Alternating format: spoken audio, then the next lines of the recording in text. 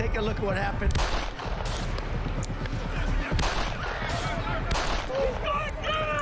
I immediately knew it was very serious, that we were under attack.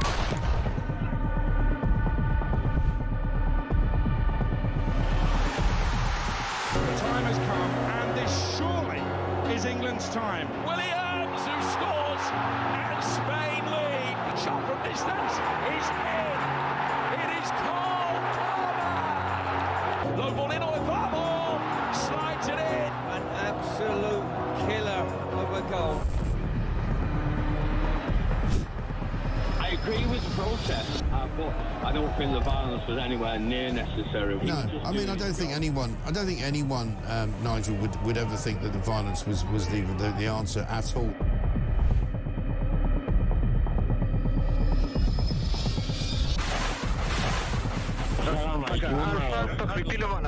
אזרחי ישראל, אנחנו במלחמה.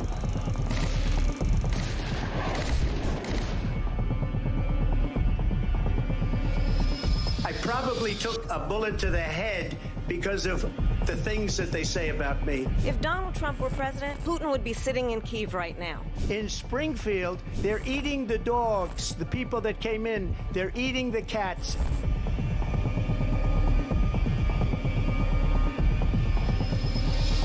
Liberal left couldn't understand that this man could be anything other than the great newsreader, a man of integrity. Is it possible in any way, shape or form that Keir Starmer didn't know about these facts about the suspect in Southport? I find it extraordinary that he wouldn't know. It seems that the public is not being told the truth. No, there's nothing like an American election, I have to say. North Dakota has gone red, South Dakota's red, Texas is red. Many people have told me that God spared my life for a reason. Bloomberg UK reporting Ukraine has made the first long-range missile strike inside of Russia. Across the UK, on DAB+, on your smart speaker, on your smart TV, and on your side. This is Talk.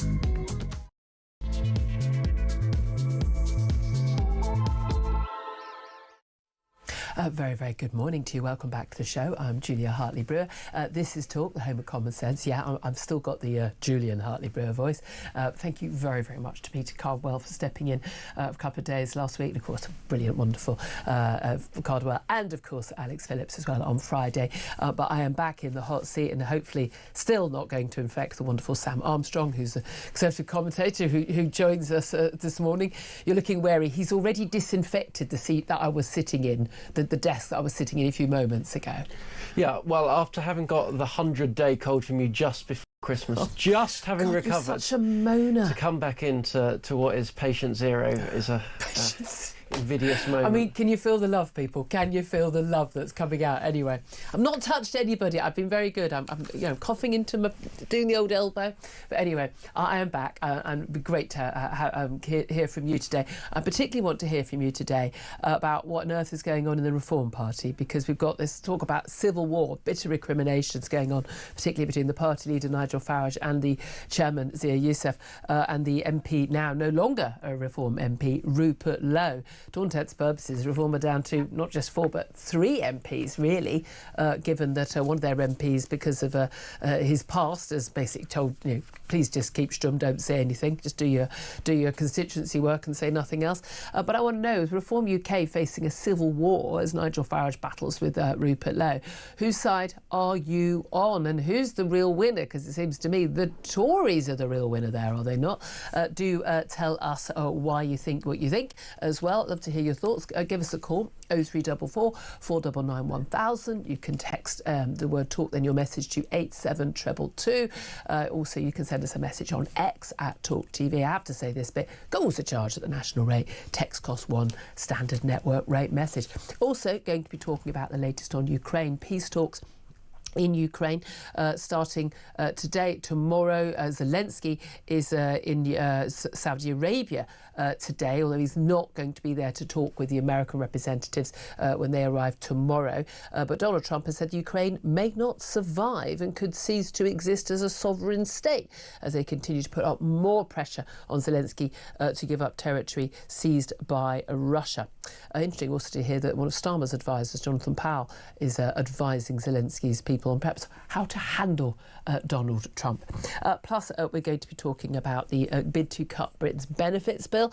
80 Labour MPs are said to be opposing the government's plan to cut the benefits bill. Part of this is needed, of course, to pay for defence spending, but also just generally, why on earth are we paying millions of people who apparently are claiming sickness benefit way above any other Western nation state? We simply can't afford to do it. Plus, news from Canada. The former Bank of England Governor Mark Carney, Ramona-in-chief, he is going to be the new Canadian Prime Minister, but for how long? Of course, he won the Liberal Party leadership after a landslide victory following Trudeau's resignation.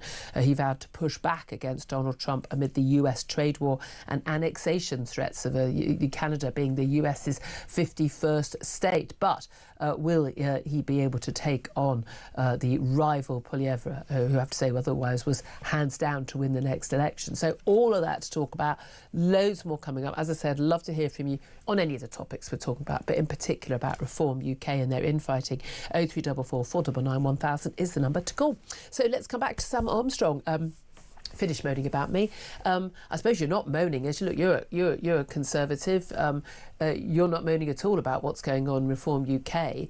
I mean, all-out civil war, as far as we can gather. Now, we're not talking about, blocks of MPs versus other blocks of MPs. We're talking about the leader, Nigel Farage, the Messiah, as he's been described by Rupert Lowe, who is the great Yarmouth MP and was, until the end of last week, a Reform UK MP, and also Zia Youssef, the party chairman, appointed by Nigel Farage. They, along with, it would appear, Richard Tice, the deputy, they basically saying Rupert Lowe's no longer welcome in the party. There have been claims and counterclaims about allegations that he has made verbal threats repeatedly to Zia Youssef, the chairman. These have been denied by Rupert Lowe. Briefings yesterday, it is claimed, Rupert Lowe in a post on X said, briefings going out from senior figures in the Reform Party that he is suffering from dementia, and that's why that explains it is claimed his anger outbursts and things. He completely denies that. It's all got very nasty. It's got very, very personal. Who's the winner in this? Well, it's no doubt that Reform is in a difficult spot here. I mean, if this was the Tory party, this is 20% of their MPs. This would be more than enough to have a ballot at the 1922 committee and all of the rest of it. This actually puts into some sense of perspective the Conservative Party's own infighting troubles. But here's the truth of it. Actually, all parties have this kind of trouble with, people not getting on, big personalities coming together. Might surprise people to learn that politics attracts big personalities in the first place. No, funny that. So you are going to end up with more of this. Now, the question is how they handle it. And I have never, ever, ever seen a party handle one of these issues this badly before. And it's a pitiful shame, actually, for Reform that they've ended up in this place. They were riding the tide. They were doing very well. Top of the polls. Top of the polls. And then they've gone into this and they have just botched it. I mean, look, let's just say they wanted to get rid of him. There were a dozen ways they could do it with better. In particular, this supposed police complaint that Zia Youssef has made, or it is a police complaint, but about a supposed threats that Rupert Lowe has made. Denied by Rupert Lowe. The allegation was made to the police several months after it occurred, the day after he'd given a newspaper interview in which he'd been critical of the current structure. Talking about the Reform Party, how basically they have to move on from being a protest party run by the Messiah, i.e. Nigel Farage. I'm almost not so worried about the legal reality about this, because it's clear to me the police are never, ever going to take forward an allegation in which there is such an obvious motive for having made it. And this is where Reform have got themselves into a right tickle, because they could have absolutely turned around and said, look, We've had these 2 allegations from a member of staff. Can you not go on the media for the minute? We're going to let this independent KC do the work, and they could have left it at that. Kept it private. Dealt with but that. There's an investigation. But and just let the investigation take place, and they could have got rid of him very easily. Instead, they have botched it. They have allowed egos to come through. You're not going to get rid of a prominent MP. Now, there's no one here is pretending that Rupert Lowe, he's been a regular on the show, along with many other Reform MPs. You know, many others. There aren't many others. The other ones, other than the one who's not allowed to do any media because of issues in his past. Again, I'd like to point out, dealt with by the courts. So I'm not entirely sure why that should be, constantly brought up. But they've got 5 MPs, but they're effectively 4 MPs. They are making a fantastic impact in the House of Commons and in the media, and like they really are. And yet, Rupert Lowe has been a fantastic performer. Some of the things he said, things like, wanting to have mass deportations. I mean, yeah. Well, we shouldn't deport illegal migrants? Well, what should we do with illegal migrants? I'm thinking deporting illegal migrants seems to me to be a pretty obvious solution. I don't think there's anything far right or questionable about that. Like, are you allowed to be here? No. Well, then we'll get rid of you. Ta-da. I mean, who's sane disagrees with that? But he's, of course, he got that support from Elon Musk, those tweets over the Christmas New Year period, saying that he would make a better leader. Although interestingly, he agrees with Nigel Farage that the Tommy Robinson has no place in the Reform Party. I can't really work out what the difference of opinion is. Now, these claims that there have been briefings that dementia may be behind the issues, and that they're talking about wild sort of anger outbursts from Rupert Lowe. There was a scene in the House of Commons near the end of the term before Christmas. Look, Rupert Lowe has said this is an outrageous claim. He's also made claims, though, about the KC, the barrister appointed to investigate, saying the KC was basically saying there was no claim to answer, he'd not done nothing wrong, blah, blah, blah. I'm paraphrasing. The KC has now, in an interview with the BBC, said, I never said any of that. I mean, we are totally in he said, she said. But here's the thing. There are millions of British people right now who are absolutely tearing their hair out. That we've had a uni party for so long. It doesn't matter whether you vote Tory or Labour, you get the same policies. Tories might pay lip service over the last 15 years of saying the right thing on, we're going to, Brexit, independent sovereign nation state. We're going to tackle mass immigration and illegal immigration. We're going to cut the benefits bill. We're going to take back government. We're going to have lower taxes. We're going to get rid of woke. They talk all a good game on it. But the Tories haven't delivered. Now, you might have some people, Kemi Badenoch talks a good game, Robert Jenrick talks a good game, but a lot of people will still say, come on, you were in power. You didn't do any of the stuff you said you'd do. And people are holding out hope either for reform to win enough seats to be a serious power, even get elected in next election. And they're ahead of the polls. Doesn't mean they'd win a majority right now, a long way from it. But who knows what could happen? A week's a long time in politics. 4 years is a very long time. But at the very least, could Reform push the Tories to actually becoming a Conservative party once again and pushing the policies which the majority of people in this country would support? But if Reform are not a powerhouse, if they're not united, putting egos aside or any other difficulties aside, they don't have that power. This is kind of existential for our British political system, to have a party that is viable and a leadership that is viable to actually put the case for what I would say is the majority view of people in this country. Yeah, I'm despairing right now. Yeah, and actually, I don't think that both, and I regret to say this, Nigel, but a lot of the people around him, a lot of people of the upper echelons of Reform politics actually understand the transition that they have gone through as a party, which is they are now a serious party, a voice for millions of people in this country, and every bit as much of a party as the Conservatives or Labour or indeed the Lib Dems. As a result of that, you have a moral obligation, you have a moral responsibility to do the job right, to go into work, to get on with people you don't agree with, and just to get through it. And so far, I'm afraid that the antics of the last few days have demonstrated a party that is still, to use Rupert Lowe's wording, in its protest party phase. I mean, your lot are laughing, though. The Tories are absolutely laughing. What? They would be mad to laugh, because the truth is, 90% of the British public haven't heard of Rupert Lowe. No. They don't know who he is.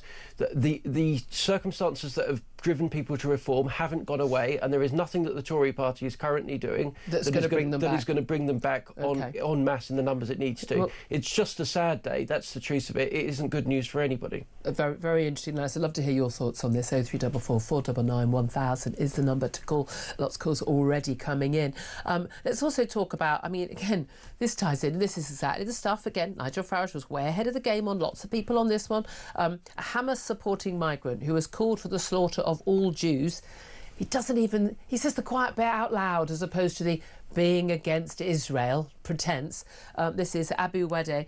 He arrived in the UK on a small boat in the Channel the other week. He's been identified with the campaign against anti-Semitism as being somebody who has been, he's been pictured with a gun, supporting Hamas, supporting all of the, Al-Aqsa, people involved in this, the 7th of October massacre.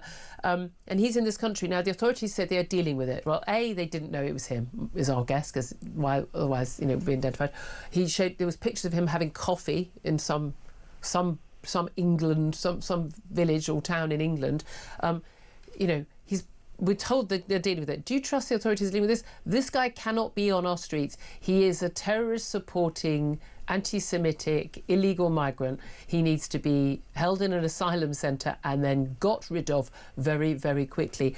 How on earth does this happen? And people like Nigel Farage and other people, people like me, and I think, and Robert Jenrick, actually, the guy whose campaign you ran for the Tory leadership, making this point that, we don't know who these people are. Oh, well, some of them, by the way, are terrorists.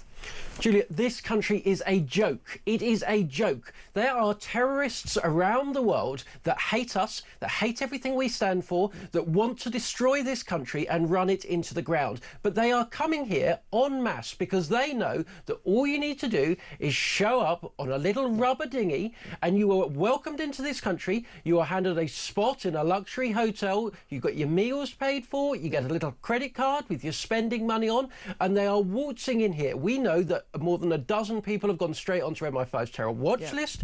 We know that this man is a gun-toting, jihad-loving, Jew-hating lunatic that is now wandering the streets. How many of them are coming in here? We have no idea. What we do know is that the consistent pattern of everybody that shows up on these boats is that they are fighting age men from war-torn regions who have a much higher rate of committing crime in the very relatively short period of time they're in this country than do any other category of migrants.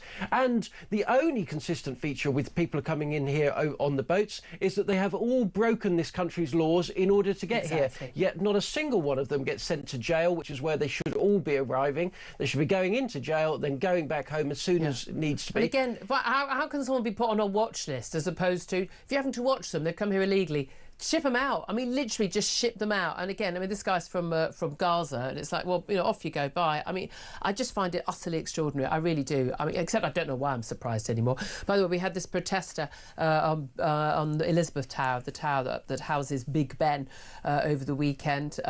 His name is Daniel Day. He is now being charged after finally coming down after 16 hours on a ledge several metres up the tower. He's a 29-year-old from Westcliff-on-Sea in Essex, charged with causing a public nuisance and trespassing on a protected site. How the heck was this man able to get up there? I mean, again and again, the security breaches at Westminster are shocking. As someone who used to work in the Houses of Parliament, I've always thought that the security there is, by all means, make me take off my watch when I go through security, but someone's allowed to just scale the building. I mean, look, what a good thing he didn't have a bomb, huh? That's useful to know. What amazes me is, one, great bladder control, sir. 16 hours.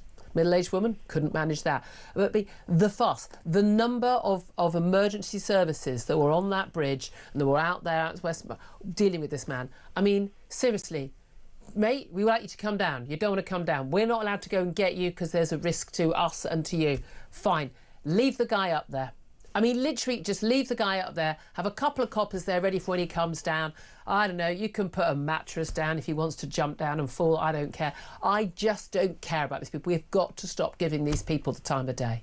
Yeah, absolutely. And I don't care if he fell to his death.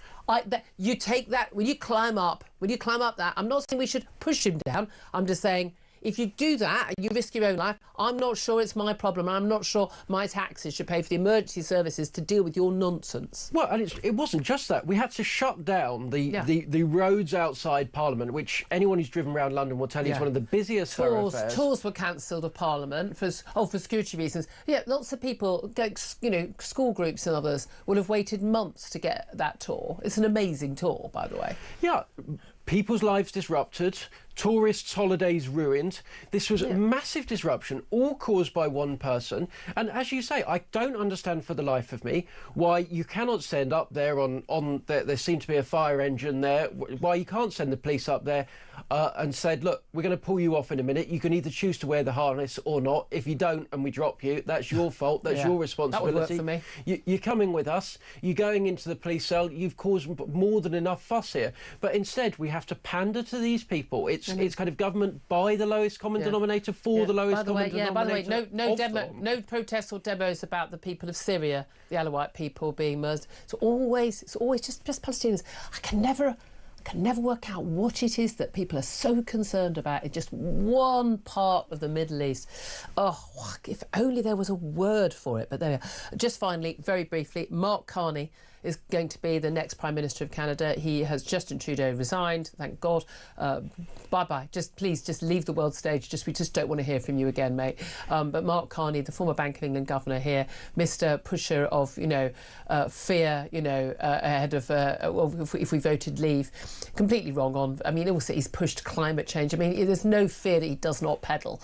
Very nice man, though. Our kids were at the same school. I've beaten him in a PTA quiz. Just saying. Feel the need to put that out. We've had a few little moments in the local supermarket talking about Brexit, but very charming man. You imagine the Canadians will love him. But it's fascinating to see him being elected by a landslide, the leadership of the Liberals there, and how that is now threatening the sort of the equivalent of the Conservative Party, Pierre Poilievre, who was basically seen as hands down going to win the next election. Who knows? We could end up with Carney as the Prime Minister long term. Yeah, what gets me is we have all of these independent heads of these neutral bodies that all of a sudden they just retire into the fact, and it all turns out to be left wing. It's amazing. We had Sue Gray, we had Patrick Vallance. Oh yes, Patrick Vallance, the Chief Scientific Officer. Independent, cannot be questioned in any way. His views are totally science-based, etc. And then what does he do upon retiring from the job? Oh yes, he takes up a Labour peerage, joins the Labour government. And no political views whatsoever. We're going to get onto the COVID and that day of reflection yesterday. I'm just... fury I feel about that. We'll come on to that with Carl Hennigan later in the show. Right, 10:22 is the time. I want to get to a break, and we're going to get to your calls with Reform UK facing a civil war as Nigel Farage battles with MP Rupert Lowe. Whose side are you on? And tell us why. 0344 499 1000 is the number to call. This is Talk.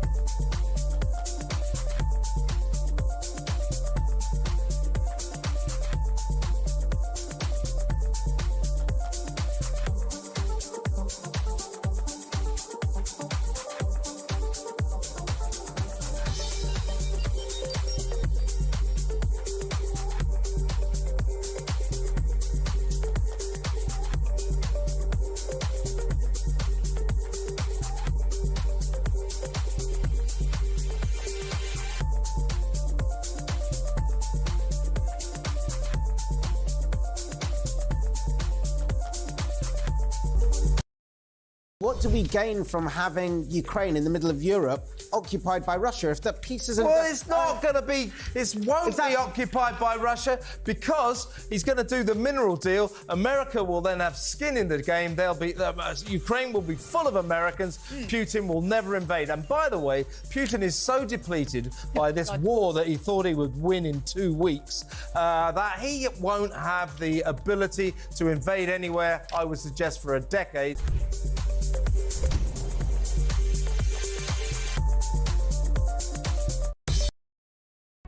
Across the UK, on DAB+, on your smart speaker, on your smart TV, and on your side. This is Talk. Very good morning to you. Welcome back to the show. This is Talk, the Home of Common Sense, with me, Julia Hartley-Brewer. Sam Armstrong's still with me. Let's get straight to your messages and your phone calls coming in thick and fast about what's going on with Reform UK. I know there are other things going on. We're going to be talking about Ukraine again. Yes, I'm a Ukraine shill. Yes, been getting all those messages. Thank you. But we're going to be talking about what's going on there in a few moments and those peace talks in Saudi. First up, let's get your messages. Paul has said... asking whose side are you on in this civil war reform. He says he's on Rupert's side. There's something off about Nigel. He surrounded himself with some awful advisors. Zia needs to go as well. That's Zia Yusuf, the chairman. Ness says not about sides, it's about right and wrong. It's about lies and slander. It's about dirty politics. Reform is finished. Maybe not today, not tomorrow. Will be a slow decline. Ian says Rupert Lowe, without question, is who he sides with. He's the only one pushing for real mass deportations, while Farage is too busy purging those who challenge him. The party belongs to the people, not Nigel's ego. Brenda says, been following Nigel since he was an MEP and leader of UKIP, and I have to say I'm very disappointed. Our country needs more people like Rupert Lowe. He's a man of his word. I won't trust reform, while Zia Yusuf is chairman. Tim says Musk was right. Farage should not be leading reform. He's disgusting. Bring back Rupert Lowe. That's interesting. An awful lot of support there for Rupert's side. Let's go to the phone lines. 0344 499 1000 is the number to call. Ben is in Bristol. Hello, Ben. Whose side are you on, if anybody's? None of their side, and I voted for them. Yeah. Listen, mark these words. All 5 of you, if you're listening now, no, 6, if you include Zia, you're a bunch of pompous, self-serving fools. You're ahead in the polls at 28% or whatever. You've got all the right ideas, and you're acting like twits. Thank you for the edit there. yeah, twits with an I. Firstly, Rupert Lowe. Why did he go to the Daily Mail? Can't he be honourable, even if he's? Well, he was doing an interview, but MPs do interviews. It was an interview with Andrew Pearce. No, not like that. You don't do that.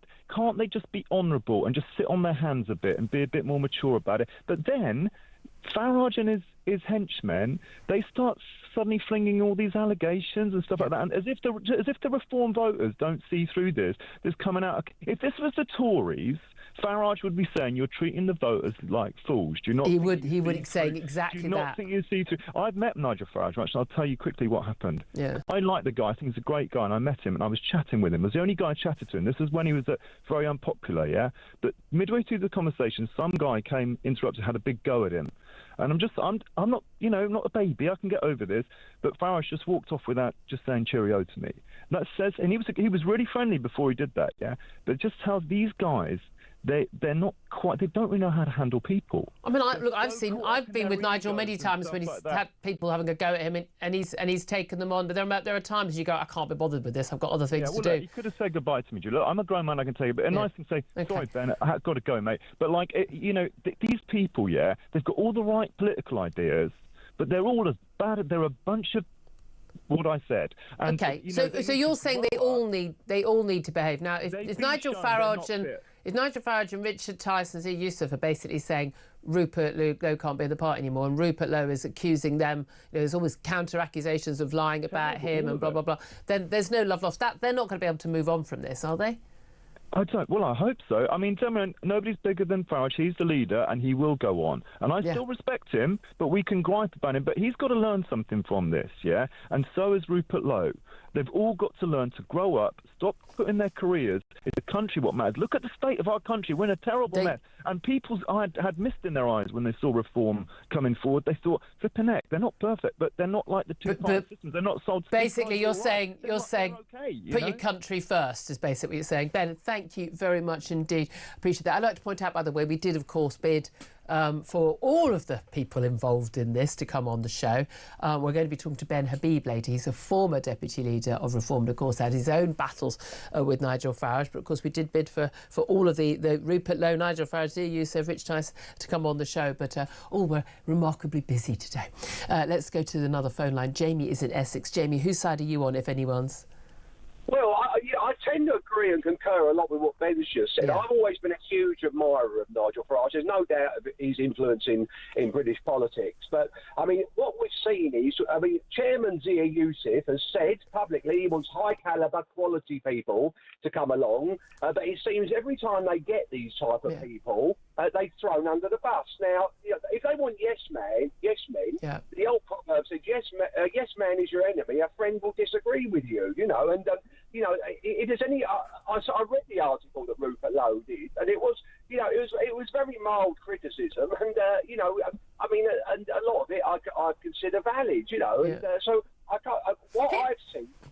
Sorry, I was going to say, no, but here's the thing. It's like, again, people say, oh, well, he's allowed to make criticisms, free country, blah, blah, but, you can't, if you're employed, you're effectively, that's your boss. Nigel Farage is their boss, yeah? You can't actually, I couldn't go and do an interview where, and by the way, I wouldn't want to anyway, but if I had problems with my boss, I couldn't do an interview where I criticised my boss and then think that was absolutely fine. I wouldn't want him to do an interview criticising me, Yeah, but I agree with you, Julia, but if you look at the history and that it's littered with people who have fallen out with Farage. They've all tried, it seems. Ben Habib, Rupert Lowe, and I can name many more, but have all tried to get behind the scenes, do it, and it's not listened. Now, what we're seeing under Zia Youssef, I think, is a watered-down version of what Nigel Farage was, and the only people saying the unpalatable truths that need to be said are people like Rupert Lowe and Robert Jenrick. I can't see what's happened. Farage is not the man I knew and saw before in politics. He's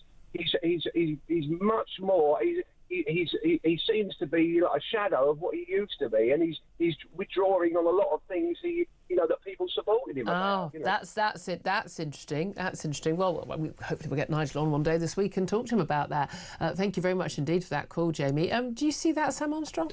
Well, look, there is a policy difference between Nigel Farage and Robert Jenrick. Robert Jenrick in his leadership election did call for mass deportations of hundreds of thousands of people. Deportations of people who have no right to be here. It's not a controversial policy. Well, Nigel Farage is finding himself incapable of saying it at the moment, and that was a big disagreement between him and Rupert Lowe. Is that about trying to sort of, quote, detoxifying the brand? It's absolutely about that. But I think it's an interesting issue for Farage to have drawn the line on, because I think there is such widespread support for a basic principle, which is if you're in this country illegally, you have no right to stay here. We're going to we're going to find you, and we're going to send each and every one we find back. It might be controversial at the BBC or, again, at North London dinner parties, but it's not controversial to anyone sane. 10:33 is the time. Up next, we're going to be talking about what is going on in Ukraine. Why on earth Saudi Arabia is hosting peace talks? Like, why is the man who ordered the murder of a journalist, Crown Prince of Saudi Arabia, why is he suddenly the peace broker? Who are the peace brokers in our world anymore? We'll talk about all of that with Tobias Elwood up next. This is Talk.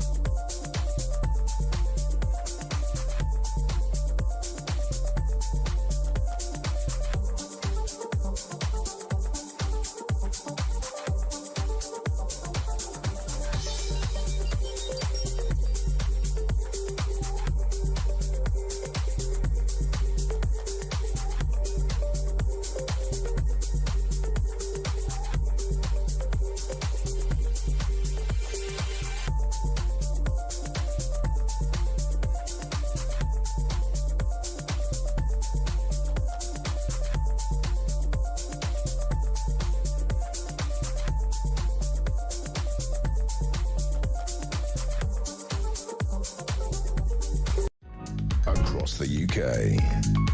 On DAB+, on your smart speaker, on your smart TV, and on your side. This is Talk. Very good morning to you. This is Talk, the home of common sense. With me, Julia Hartley-Brewer. Sam Armstrong's still with me as well. Let's talk about Ukraine with Tobias Ellwood. He's a former Defence and Foreign Minister, a former Conservative MP, and joins us now. Tobias, thank you very much for joining us. Good morning to you. Now, of course, when this goes out on social media, it'll just be a bunch of two Ukrainian MSM shilling for apparently the attacker, the aggressor in this war, because that seems to be what an awful lot of insane Elon Musk-led social media seems to think these days. But there we are. The world is a strange place. We are in very, very strange territory when we have got Russians, the Americans and the Ukrainians and indeed European advisors, including the Prime Minister Keir Starmer's advisor Jonathan Powell, travelling to Saudi Arabia for peace talks. Zelensky meeting with Crown Prince Saudi Arabia today. A man who, again, we know ordered the murder and dismemberment of a journalist in Istanbul. Quite extraordinary that this man is somehow the peace broker. How did that happen in the first place? Yeah, these are good questions. I mean, you normally look for a third party to bring the various stakeholders together. I mean, let's go with Norway, Arabia. You know what I mean? Rather than Saudis or Qatar as we deal with Hamas. Well, Qatar would come with its own baggage. Norway is part of NATO, so Russia would refuse that. Saudi Arabia has stayed out of this, but you're right. I mean, where can you now choose to go as a neutral place in order to discuss these matters? Don't forget, Donald Trump made this promise when he was standing for election to bring all the characters round the table. So on face value, I suppose you could say this is good news. But what has shocked Europe, and including Britain, is how open Trump has become in supporting not Zelensky, but President Putin himself, calling Zelensky the dictator, voting with Russia at the United Nations, cutting off that critical military support, pursuing a mineral deal, and now that vital intelligence sharing. And it's worth just stressing that a bit. The absence of which Russia has taken full advantage of. US intelligence was critical in helping identifying incoming missiles and drones. And without it, drone salvos got through on the weekend, hitting Ukraine defenses and their infrastructure. So as we discuss where this goes now, the US decision also to halt cyber operations against Russia. This impacts the UK too. Not a day goes by when we're not subject to a cyber attack. So there's some bigger questions for us to grapple with, not just what's next for Ukraine, but what on earth do we do about America cozying up to our adversary? Yeah.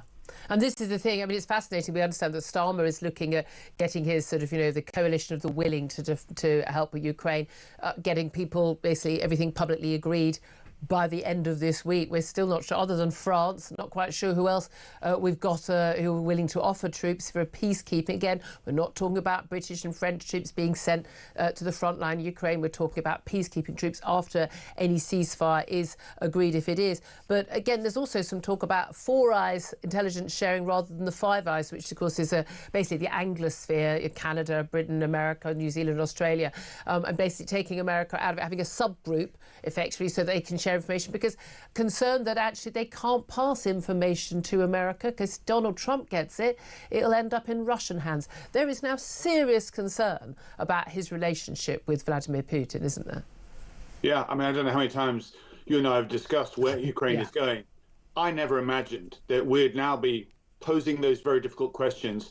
Could America leave NATO? Could America walk away from the Five Eyes community? Could America dial back from Europe? Could America saddle up and work with President Putin, bringing him in from the cold?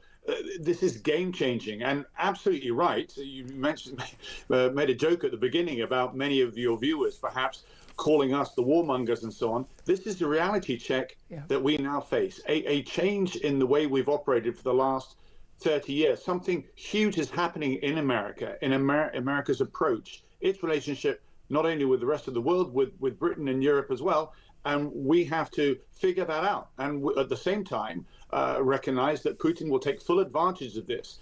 Putin wants Ukraine back. doesn't see Ukraine as a country, sees this as a part of Russia's motherland. But Putin will not stop there. That's what we've got to pick up. That's what we've got to recognize. That's quite rightly why we're investing more in defence. Yeah, indeed. And again, the threats to Belarus, which is almost, a client state anyway, Moldova and elsewhere. And it's interesting, the Poles, who've been very solid on offering support to Ukraine, are basically saying that we can't offer troops as a peacekeeping force. We need to keep our troops and our weaponry here in Poland because we share this long border with Russia, and we simply can't risk our own security. That's how concerned countries are. It's interesting that Donald Trump, and again, every half hour he says something different, but in an interview on Fox News he talked about how Ukraine may not survive the war against Russia even if America continued to support it. I mean, how worried are you about that? I'm trying to piece together all these comments, and they're so fast and furious, it's difficult sometimes to keep up. But when you stitch them all together, you do get an idea of what Trumpism actually stands for. He sees our world order dying, essentially. There's a new world order that's developing that's replacing it, but we're not there yet, and there's an awful amount of chaos that's taking place. And the Trump sees this as the new accepted reality. US foreign policy under Trump has fundamentally changed. It's giving up any sense of duty to defend our crumbling global order. Out are the international rules and institutions. In are strong countries, strong leaders who get to call the shots in their area. And Trump has joined Russia and China in that way of thinking. Big beasts, if you like, getting their say in what happens in their backyard. And Trump has ceded Ukraine to his new old friend, President Putin. Yeah, it is. I mean, I just find the whole thing so extraordinary that it's happening. And the fact that people like Marco Rubio and, the Secretary of State and his Vice President J.D. Vance are sort of going along with this. Big concerns among all of the allies. In terms of where this might end, and we've got Zelensky in Saudi today. He's not going to be staying, though, for talks with the representatives, the Americans, coming for their peace negotiations. He is, though we understand, his advisor is getting advice from one of Starmer's advisors, Jonathan Powell, long time, national security advisor, long time involved in Labour politics. Basically, we understand it's about how to handle Donald Trump. Now, if I was Zelensky, what I would be doing this week, I'd be offering some sort of wonderful award, a la an unprecedented second invitation for a state visit with King Charles, just some bravery, honour or something to Donald Trump, and showering him with all the praise and all the love and adulation that he wants to do whatever I'd have to do to get the military aid and intelligence sharing that I needed to save my people. Do you think that would work with Donald Trump now?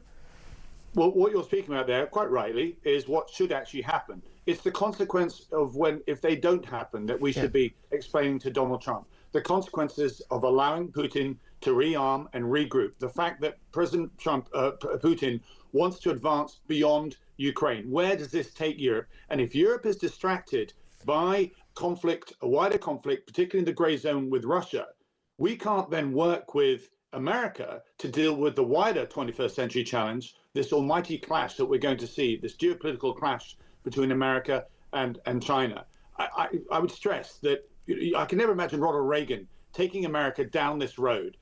I'd go further to say it's almost un-American. And we need to help persuade Donald Trump that it's in America's interests for America and Europe to remain on the same page. That's absolutely critical. And it only benefits our adversaries, not just Putin, but also President Xi as well, who's been delighting in us squabbling with each other, not looking in the same direction. Yeah. Let's support Ukraine. Let's absolutely move forward. But if somehow we give space to Putin to be able to mobilize again, then I'm afraid Europe is going into a very, very dark place. Yeah, again, I'm just still amazed. You say there are people who think that what we're saying is warmongering, when actually this is about preventing a world war, certainly a European war. Can I bring you back closer to home, though? You're a former MP. Extraordinary scenes at the weekend where we had for 16 hours a pro-Palestinian protester with this little flag and his little bloody feet standing, having climbed up the scaled Elizabeth Tower, which houses Big Ben, and a massive amount of security services and emergency services and police being on standby with this idiot who has now been charged. He'll appear in court later today. you were there. Very vivid memories of you at a Westminster attack when you were trying to help save the life of PC Keith Palmer. In that terror attack at Westminster. Are you not absolutely stunned, as I think most people are, that security at Westminster is still so poor that a protester could get in and scale the building? Yes, I reflected, as you've just implied, on what happened back in 2017, that tragedy when democracy was attacked, when we had this terrorist come in to the grounds itself.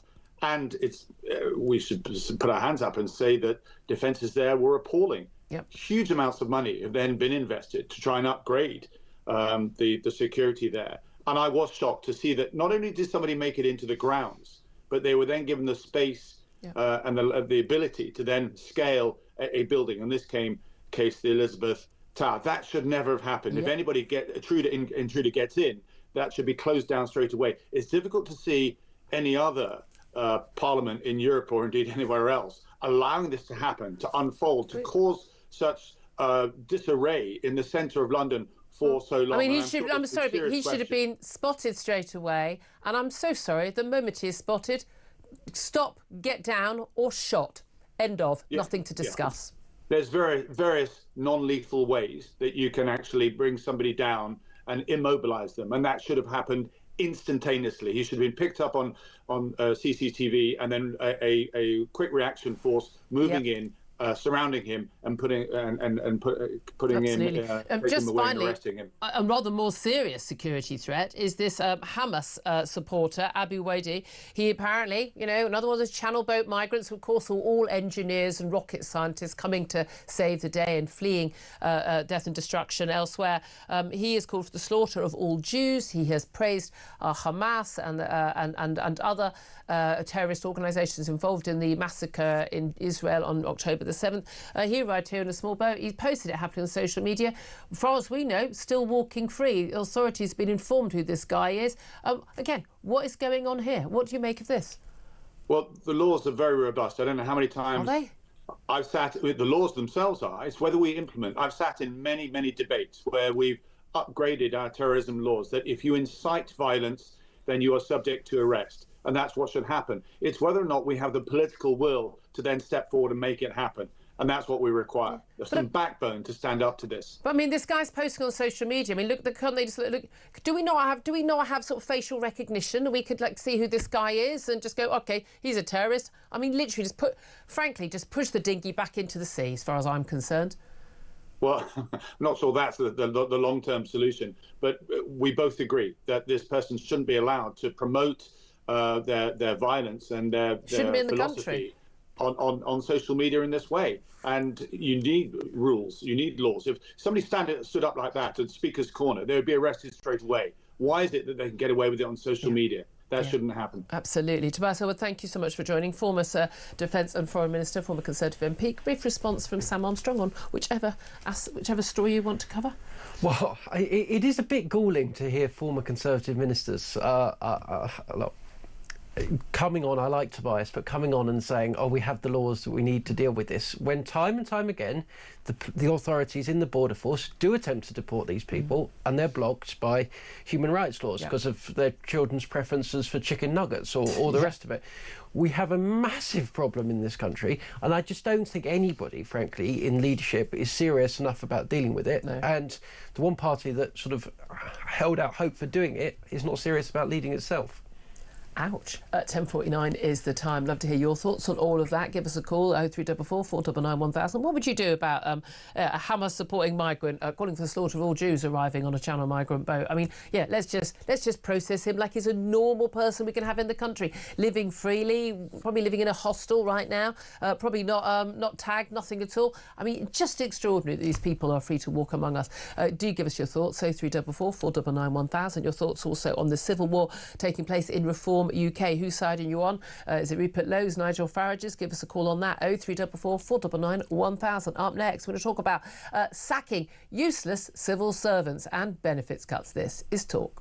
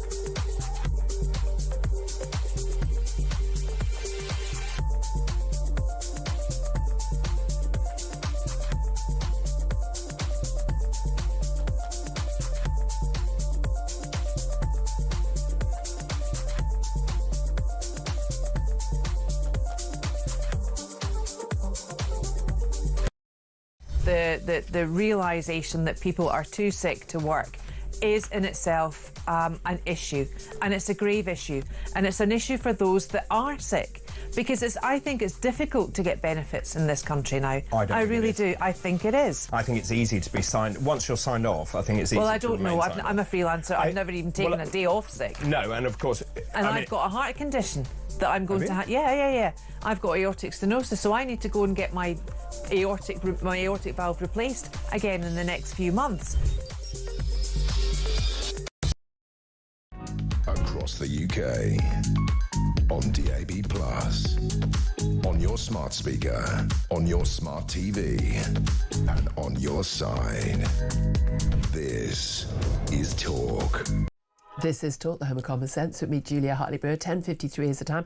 Let's talk about underperforming civil servants, because an awful lot of them exist. An awful lot of them are being paid by you and me, and we don't seem to get rid of a lot of them. We just kind of move them to another job. Well, government said they're going to tackle that, and they're basically going to pay people to leave their jobs, a la Elon Musk and Doge in the United States. Let's talk about this with William Yarwood. He's from Taxpayers Alliance. Very good morning to you. Morning, Julia. Thanks for joining us. Well, I mean, this sounds all well and good. A, will it ever happen? And B, will it end up costing us more than it saves? Yeah, quite. So I suppose I should do a bit of praise first. It's good that the government is actually talking about this, because previous governments have talked about it but not actually done anything about it. I think the last Conservative government wanted to reduce the size of the civil service by about 12%, but as with most things they didn't actually follow through with it or do anything. So the fact that Labour wants to do this at the beginning of their tenure in power is quite interesting. But to talk about whether they're actually going to go through with it and whether it is radical, because McFadden said yesterday that it was a highly radical policy. Do you know how much they're actually going to try and reduce the civil service by? Oh, God, don't. It's about 2%, which is not that much. I mean, it's virtually a revolution. I mean, isn't that they'd lose more than that just simply by not replacing people who retired or resigned. Yeah, quite. And also, they're talking about senior management. Let's talk about middle management. I remember the last time I was on your show, Julia, and we talked about middle management doubling over the last, 10 years. Yeah. I mean, why not get rid of a bunch of them? Why not start with EDI staff inside of the civil service? Why not just, clear out or do what, Elon has done over in the US and actually ask civil servants, what have you done this week? Ask them each line by line, what have they done this week? And if they can't answer in a straight sentence, fire them. I know. If all you've done is attend Zoom meetings this week from home, I'm not sure that you are not surplus to requirements. Yeah, quite. And there's lots of problems with our civil service, including a sick note culture. You mentioned about attending Zoom meetings. Did you know that actually in the civil service, we found this at the Taxpayers Alliance, over 2,500 years, have been lost in the civil service due to sick leave. And do you know what the biggest, cause of this is, Julie? Do you know what the biggest cause? Anxiety. Anxiety. Because obviously it's really anxious to, spend 3 days working from home, attend Zoom meetings, sit on gold-plated public pensions, which are going to bankrupt the country in a few years' time. I mean, it's a really anxious job. But yeah, look, we're going to have to see what McFadden says later today. That's Pat McFadden. He's basically the Prime Minister's right-hand man. He's the get-it-done man. Hey, look, I have got to be honest with you, he's got a very ruthless streak, which I rather admire in him. I like a little bit more ruthlessness in government. But do you believe they're actually going to go against this? Because it's like when they're talking about benefit cuts as well and tackling, sickness benefits. And again, a lot of the problems of people. I mean, Sir Julia was off sick 2 days last week, but I was actually bedridden and ill, didn't have a voice. There was a reason I couldn't work, the particular job that I've got. But there does seem to me to be, they talk about benefits cuts, and then you've got 80 MPs going, oh, we don't like this, we don't want to cut benefits. Well, yeah, I mean, I don't want to cut benefits for people who are disabled and really, really need the benefits and need to have the heating on because, they're bedridden and things. But I do definitely 100% want to strip every single penny from people who could be working and aren't. Yeah, quite, and that's exactly correct, Julia. And actually, the interesting thing is those people who are actually fleecing the system are taking money away from the very people that you just talked about. The disabled, people who are elderly, people who are, through no fault of their own, have ended up in the situations that they're in. And I really feel for them because actually they're being done in by a system which people are gaming. I mean, on TikTok alone, there's these things called sickfluencers where they show people or how to get round the system and which words to use. It's pretty disgusting, to be honest with you, Julia, because actually it's not just making a mockery of the system, it's making a mockery of people who are genuinely disabled and genuinely... absolutely. I mean, and it's criminal. I mean, it is fraud. People talk about, oh, there's a low level of fraud. No, that is fraud. That is lying. If you told a similar lie to your insurer and you were making an insurance claim, you'd be prosecuted for it, and quite rightly. Yeah, if you mention the word suicide, that's it, game over. You're definitely going to get your sickness benefits, which is just absolutely appalling. It really is. Can I just ask you, just finally, very briefly, also about specifically the BBC, because again, we do pay their wages. Fascinating report today. It's emerged that lesbian, gay, bisexual and trans, ethnic minority, disabled and female senior managers earn more money than those from other backgrounds, i.e. if you're a straight white man, you earn now less on average than someone who ticks any of the, quote, diversity boxes. Now, I know we're all for, equaling things out and everything. If people were getting paid less, historically, that's not a good thing. But now people are being paid more because they're diversity hires. I mean, how on earth does this insanity come about?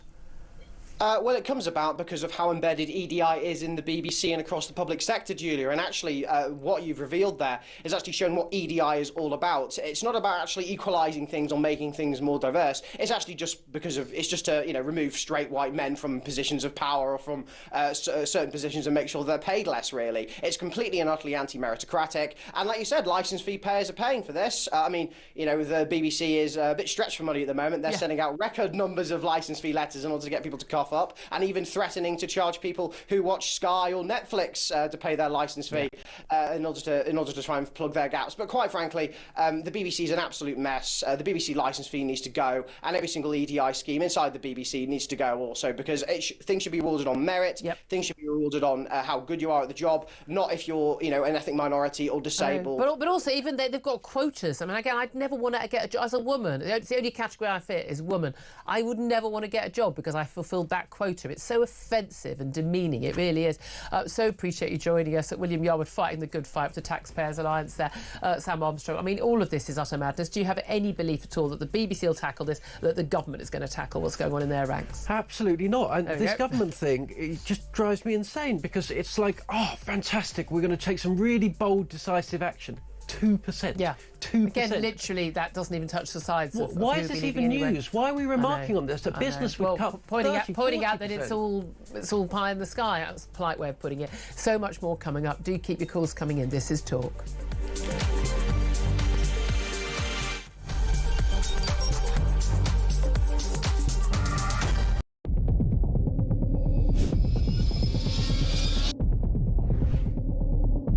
I spoke with His Majesty the King to request the dissolution of Parliament, and we will have a general election on the 4th of July.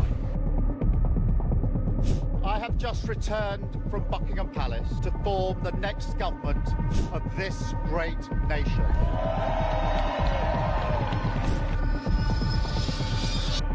Take a look at what happened.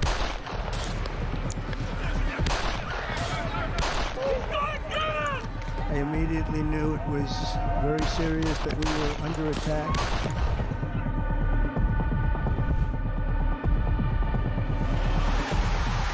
The time has come, and this surely is England's time. Williams, who scores, and Spain lead. Shot from distance is in. It is Cole Palmer. Low ball in, or far ball, slides it in. An absolute killer of a goal. I agree with the protest, but I don't think the violence was anywhere near necessary. No, I mean, I don't think anyone, Nigel, would ever think that the violence was the answer at all.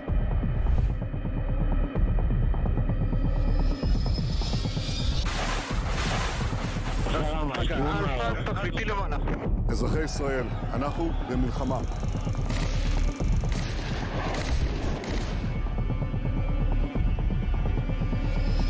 I probably took a bullet to the head because of the things that they say about me. If Donald Trump were president, Putin would be sitting in Kyiv right now. In Springfield, they're eating the dogs, the people that came in, they're eating the cats.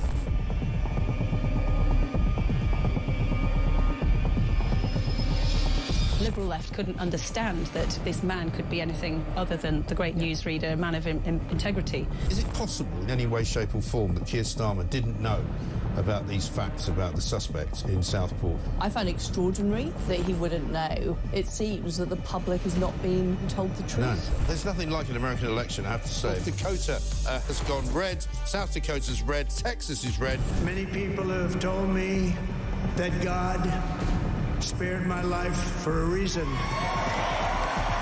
Bloomberg UK reporting Ukraine has made the first long-range missile strike inside of Russia. These are the missiles across the UK, on DAB+, on your smart speaker, on your smart TV, and on your side. This is Talk.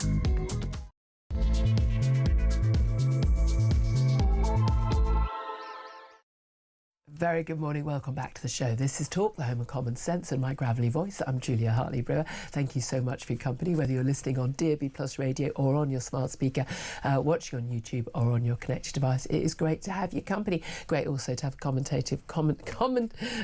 can't even speak anymore. The company of commentator Sam Armstrong. Great to have you join us. So much more to talk about, including the battles between with Reform UK between Nigel Farage and Rupert Lowe. It does seem to be Nigel Farage, Richard Tyzir Youssef versus Rupert Lowe. I think Lee Anderson also on their side. So is it just Rupert Lowe against Reform? Whose side are you on? I'd love to hear from you. Tell us whose side you're on, if anyone's, and tell us why. Give us a call on 0344 499 1000. You can text the word talk and your message to 87222. You can follow and message us on X as well at talkTV. And of course, calls are charged at the national rate. Text cost one, standard network rate message. Going to talk about that. Also going to be talking more about Ukraine. And Donald Trump saying Ukraine may not survive and could cease to exist as a sovereign nation state, which is exactly, by the way, what Putin wants to happen. This as more pressures on President Zelensky to give up territory seized by Russia in these peace talks taking place in Saudi Arabia this week. They're starting tomorrow officially, but Zelensky's there today. Also going to be talking more about this Abu Wadi guy, Palestinian migrant. He's backed terrorist groups, including Hamas. He's openly called for all Jews to be killed. He's arrived in Britain on a small boat, identified by the Campaign Against Anti-Semitism. The Shadow Home Secretary, Chris Philp, has said he needs to be immediately deported. But we know he won't be, and that's the absurdity of our human rights laws here. Also, events took place across the country yesterday to mark 5 years since the start of the COVID pandemic. I've never understood why the 9th of March is chosen. It's not the start of the first lockdown. Maybe they don't want us to be talking about lockdown. They want us to be talking about COVID. What I want to know is why the COVID Day of Reflection never actually reflects on the damage done by COVID policy rather than by COVID. Everything is focused on someone else who lost, very tragically, their 87-year-old mother, as opposed to, you know, the 11-year-olds who didn't go to school and the 30-year-old whose cancer treatment was cancelled by the NHS as a result of COVID policy. We're going to talk about all of that with someone who cares about facts, Carl Hennigan, and plenty more besides. This is Talk. Welcome to the home of common sense. Welcome, I say once again, to Sam Armstrong, putting up with my germs once again. I didn't infect you last week. Stop whinging is what I'm going to say here. Well, I did feel a bit of a tickle over the weekend, actually. That's a completely different story. You're a single man, and what you do in your private life's got nothing to do with my listeners. So there we go. Anyway, young man. Look, let's start with Reform. We were hoping to speak to Ben Habib in an hour's time. He's a former deputy leader of Ukraine. We know Ukraine. God. You can tell my brain's still not back on again, can't you, of Reform. He's had his own fallings out with Nigel Farage and the other party leadership in the recent years. He's pulled out of that interview. We invited Rupert Lowe, Nigel Farage, Zia Youssef, Richard Tyzir, you name it, we've invited them on the show. Everyone seems to be going quiet. The only person who's not going quiet when it comes to media, though, is Rupert Lowe. These ongoing battles between them, claims and counter-claims, claims that from the party that Rupert Lowe's made verbal threats towards Zia Youssef, that he's been involved in bullying against members of staff. These have all been vehemently, in detail, denied by Rupert Lowe. However, some of his claims about the independent KC, the barrister appointed by the party to look into some of these claims, there's also a big police complaint as well. Rupert Lowe claimed that the KC had said to him, look, I don't think there's zero evidence against you, blah, blah, blah. The KC, she has come out and said, That's not what I've said. Never have said anything of the sort. There's lots of claims and counterclaims. Rupert Lowe has also hit out on social media saying he understands there are briefings from senior reform figures that he has dementia, and that explains that is. And I know that those briefings have been given. Off-the-record briefings, but that there is concern about outbursts of temper and the like. Again, something Rupert Lowe has denied. A terrible claim to be made against somebody if that is not the case. I'm not sure how someone proves that's not the case. But it's all got very nasty and very bitter. Is this just a bunch of big egos in a small party vying for control, or is there more to this, do you think, Sam Armstrong? Well, I think on the one hand, it's exactly that. And the kinds of people that have been historically attracted to either Reform or its predecessor parties over the years... Of which there have been many. Of which there have been many, are by nature difficult. I don't mean this in a bad way, but if you're the kind of person that has defected from the Conservative Party to go off, you are more likely than the average bear to be someone that, could start I'm going to use the phrase, I think I'm allowed to, awkward buggers. Yeah. No, but people who aren't afraid to rock the boat and speak their minds. I mean, that's what people love about Reform. That's their great strength. It's a huge part of who they are as a party. The downside of that is they're going to get into squabbles with each other, because if you got into a squabble with the Conservative Party, you're going to get into a squabble over, and I mean minute disagreements over policy or structure or whatever.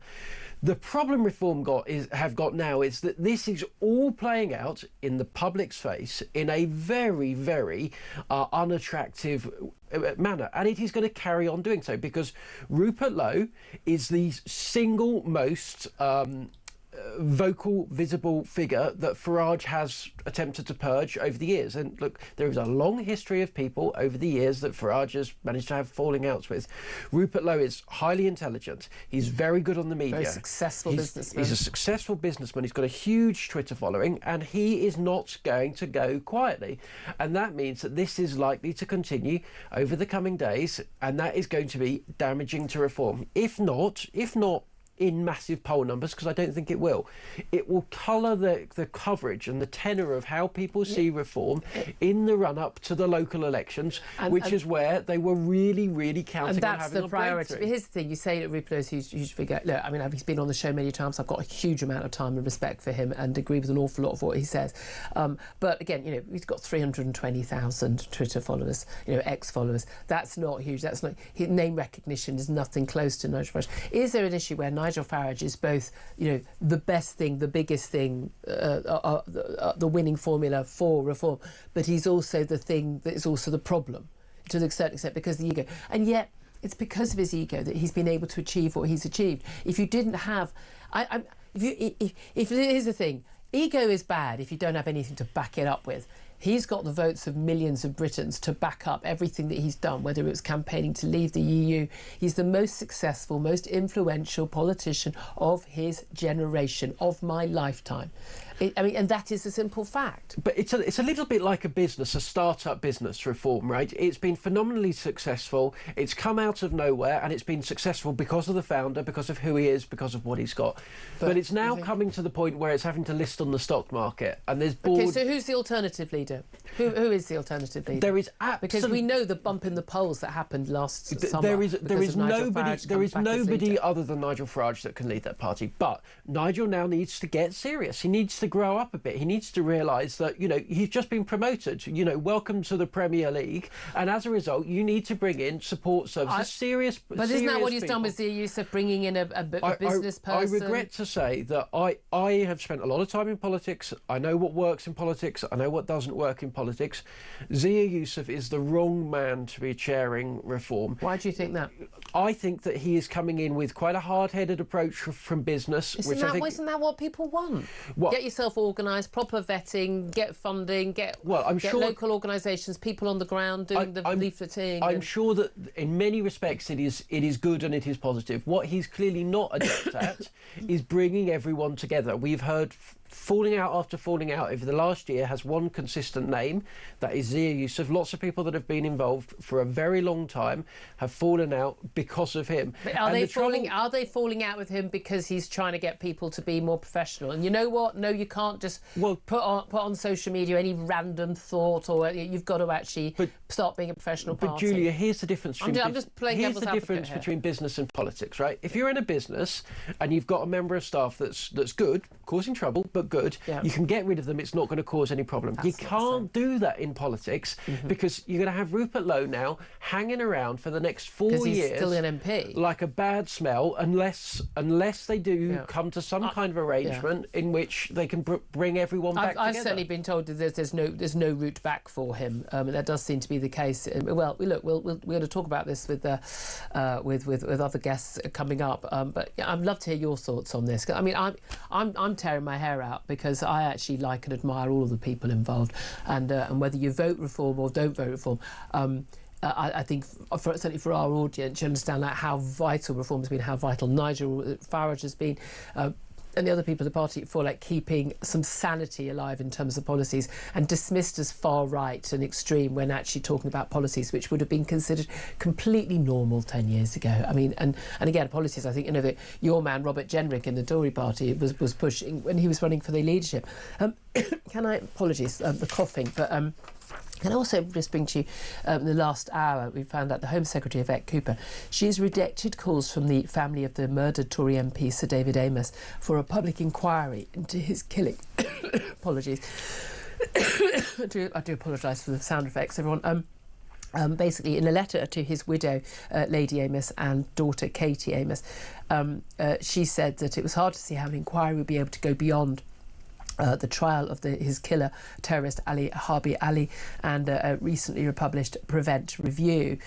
Press conference being given in the last hour by both the widow and the daughter, basically saying that it is unacceptable, and they said this is adding salt into an open wound, and that they want a full inquiry because they believe that his death, and again, so much focus on Joe Cox's death, not David Amess, but similar circumstances, one far right, one Islamic terrorist. But I have to say, I'm almost sympathetic to Yvette Cooper here. I'm not quite sure what a public inquiry is going to achieve. Yeah, I'm a massive public inquiry sceptic, because all that occurs in, as far as I can see it, is you shell out millions of pounds for lawyers to come in and write a very long and lengthy report about stuff that you frankly knew in the first place. But there was this, key feature in the David Amess murder that we also saw in the Southport murders, which is Ali Harbi Ali, like Axel Rudakabana, had been referred a number of times to the Prevent scheme, the scheme that was set up. It was meant to deal with these kind of problems. Now, look, I've got some sympathy for it. Like, it's a counter-extremism scheme for people who've yet to commit a crime. It's not going to catch everyone. But we are now beginning to see a pattern, which is young men that show all of the signs of extremism go onto the scheme. They kind of come off it, go on it, light touch engagement with them, and then a couple of years later show up and they've murdered an MP or murdered 3 young girls. And I am not sure that the Prevent review that has been done has got to the bottom of why that scheme seems to fail again and again and again. And virtually every single person who's been found guilty or who's committed, and then killed themselves, a major terror or even a minor terror attack in this country, pretty much every single one of them, I think I'm right in saying, was known to the authorities. There were concerns. It wasn't like they weren't people who, out of the blue, I had no idea that Sam Armstrong was going to suddenly go and, drive a car and kill 20 people in a market. That doesn't happen. These people are always known to the authorities. We have too many people known to the authorities, but also too many people who, by the way, are not born here, who were involved in these crimes. And I think the level, the level of proof that we need for somebody to be judged guilty and have their liberty taken away from them is one thing. The level of guilt, the level that we need for in a civil court is lower. I think the level for someone who is non-British, I don't care whether you've got British citizenship now or not. If you're not born here, you're not our problem. Basically, is my thing. Is at the point at which there are doubts about whether there is a risk to safety, serious doubts at all. I'm not even. I'm sorry. I think we need to have an even lower bar. and just say, bye-bye, we don't want you anymore, we're not willing to take the risk. And this is what we're seeing in America with Trump's border czar, is very much imposing this kind of standard, which is to say, look, if you ask the authorities, if you go out there and speak to the police officers, the probation workers, whomever, they all know that there's this bunch of people that are causing so many of the issues, and they will provide you a list. And if they're not in the country legally, if there are grounds for deporting them, and the Home Secretary's got extraordinary powers to deport people, we should be going on and doing them, getting them out of the country. Yeah, absolutely.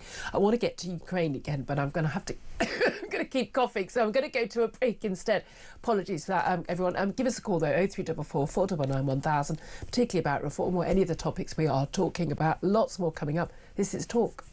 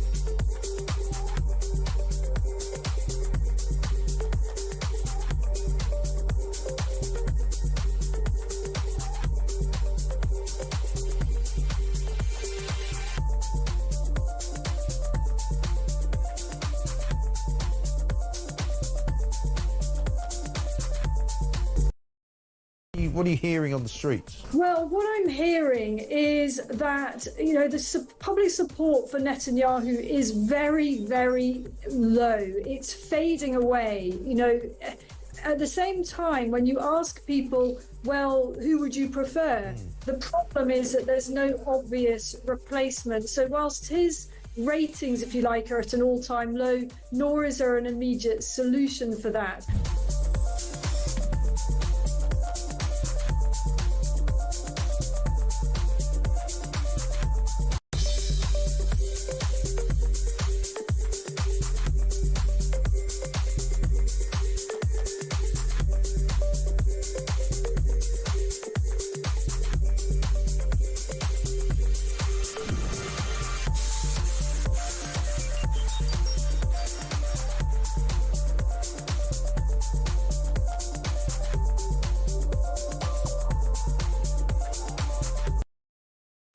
Across the UK, on DAB+, on your smart speaker, on your smart TV, and on your side.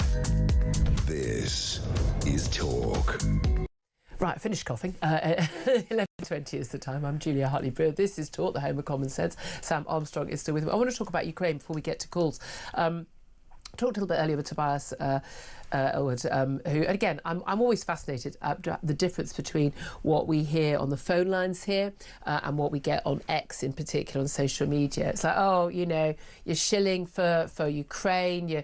You're for all-out war. You want to send your, you know, if you had a son, or, you know, why don't you send your kid off to fight in the war? Why don't you pick your gun up? You're a warmonger and that. And yet we know the polling is really clear in terms of the support in this country is it for Ukraine, for Zelensky over America and Donald Trump on this issue, even among reform voters who are massive Trump fans. I have been so supportive of so many things that Donald Trump has said and done since he came into office. said I would have voted for him on balance, but again, I think on Ukraine, and I said before the election, I thought he was going to be a worry. I had hoped that he might, you know, a lot of it was talk, and actually when he was in power, it'd be different. I am genuinely horrified, appalled and terrified out of my life by how he is basically siding with Russia against Ukraine and this. But I mean, do you think there's any chance that these so-called peace talks in Saudi Arabia will come to fruition? And what do you make of things like Jonathan Powell, the National Security Advisor to Keir Starmer, a long-term advisor to, you know, to Blair and others? This man knows how things work, giving advice to Zelensky's aides about how to handle Donald Trump. Well, I think the truth is everybody wants a deal, right? You know, I think the Russians right now want a deal. I think the Americans want a deal. I think actually the Ukrainians have got themselves into a position where they want a deal. We desperately want a deal. And look, a deal means lots of good things. It means gas prices come down. It means that we're spending less on arms shipments out there, right? There's lots of good signs of a deal. But the question is, a deal on what terms? And at the moment, Donald Trump's approach is allowing Vladimir Putin to put the price up and up and up and up. And my worry with the approach that Donald Trump is taking is actually it makes a deal less likely, not more likely, because if you're Vladimir Putin right now, why don't you just hold out just a little bit more? Why don't you take that region, that town, that railway junction? Well, I think he'd like to, but can't. But again, if he's not doing the intelligence sharing and he's actually... I mean, we know Ukrainian men, women and children will have died at the weekend because of the lack of intelligence sharing and not allowing Ukraine to help spot incoming weapons to save their lives. The thing I'm still flabbergasted by is that Donald Trump can be so good on Israel and Gaza and very clear. There's baddies and there's goodies, and the baddies are Hamas, end of. You side with Israel in that scenario.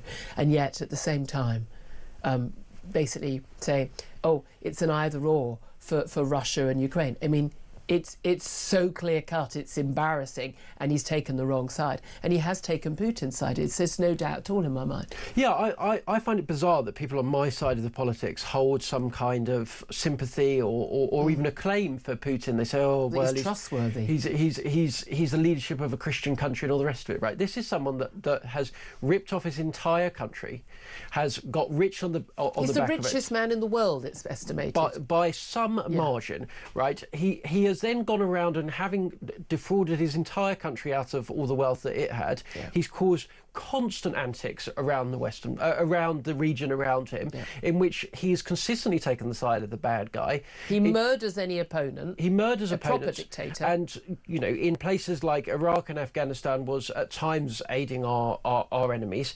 He is someone that has killed people on the streets of Britain. This is a guy that is absolutely on the force of darkness, the side of the bad guys.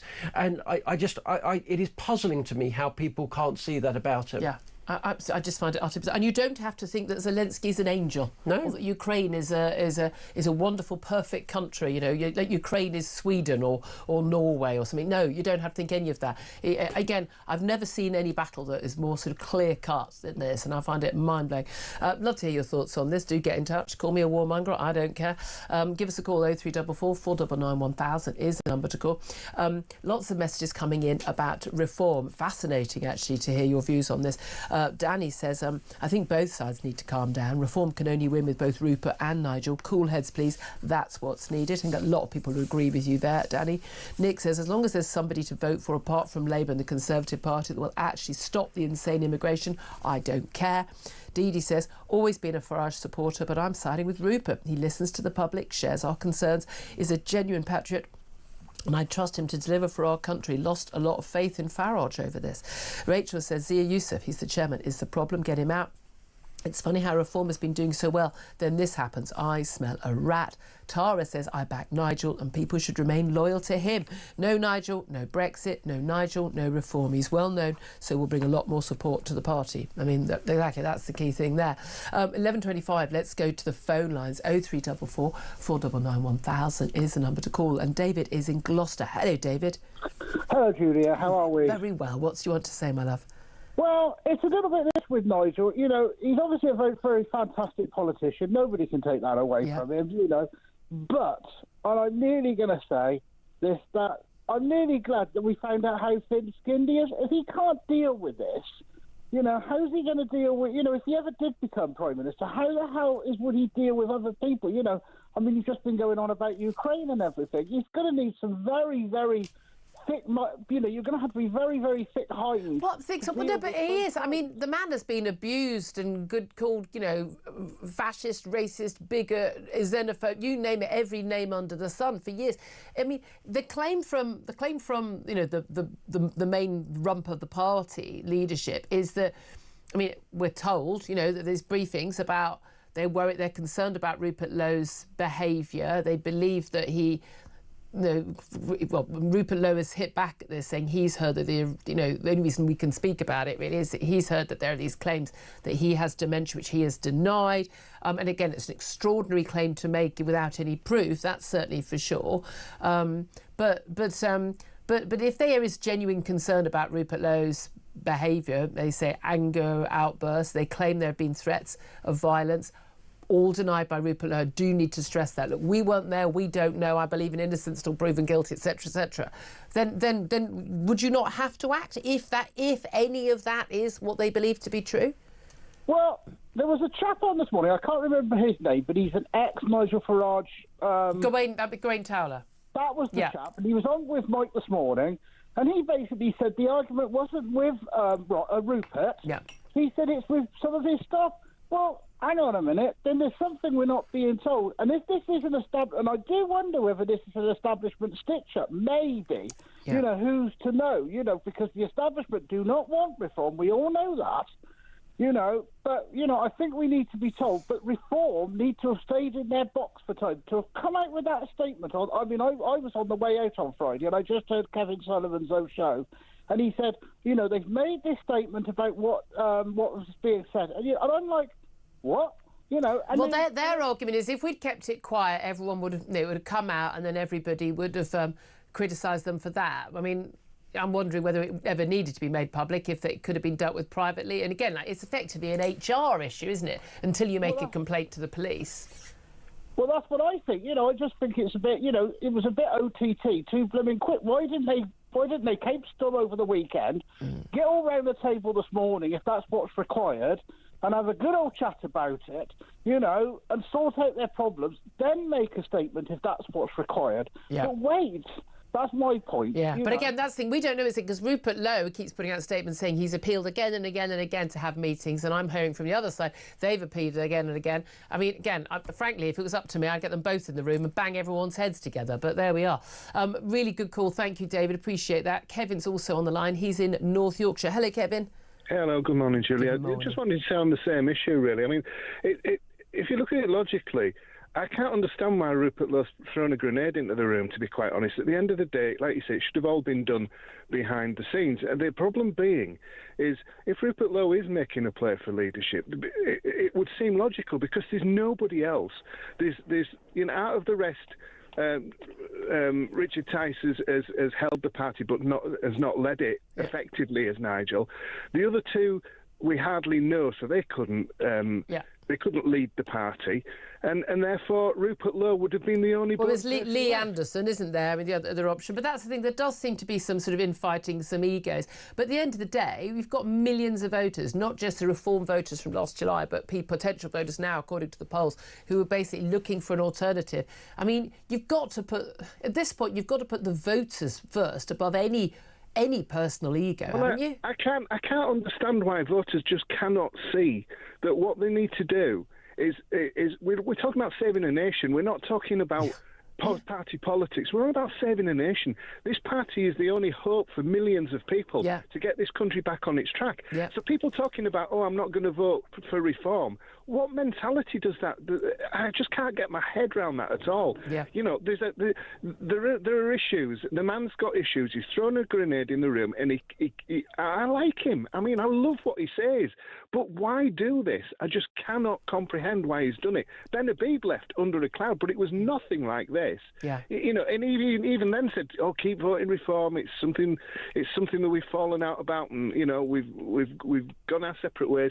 But he's still very, very pro-reform. This guy's just thrown a grenade in the room, and he's letting people stew on it, and he's losing votes, and it's just ridiculous. It is absolutely ridiculous. I think a lot of people are feeling that way. Kevin, really appreciate that call. Thank you very much. Just final word from Sam Armstrong, because at the end of the day, it's the Tories that benefit from this, isn't it? Well, I think they will see some short-term benefit out of this, but people don't like parties that are infighting. They don't like parties that are infighting. They expect politicians to do their job, which is to stand up for their values and their interests. And Reform has been doing that for the last year, hence their recent success. This is a massive distraction for them. I cannot tell you how badly this has been handled. From a political professional perspective. What would you do? What? If I wanted to get rid of the guy, I would have come up with a cast iron case. I'd have spent a few weeks, few months preparing this and getting rid of them in a clean way. Frankly, I would have been much more keen to come up with a way of embracing and using Rupert's talents. Well, I was going to say, we've got 5 MPs, one of whom just never appears at all. We've got 4. You're literally losing, a huge percentage of your party by getting rid of one of these MPs. It doesn't seem to me to be a good idea at all. We shall see. Love to hear your thoughts. And by the way, any of the protagonists involved, I know a lot of you listen to the show. We've invited you all on. Love to hear from you, the person. You've heard what the audience have to say. An awful lot. I know you can tell from the messages. An awful lot of our audience are Reform voters.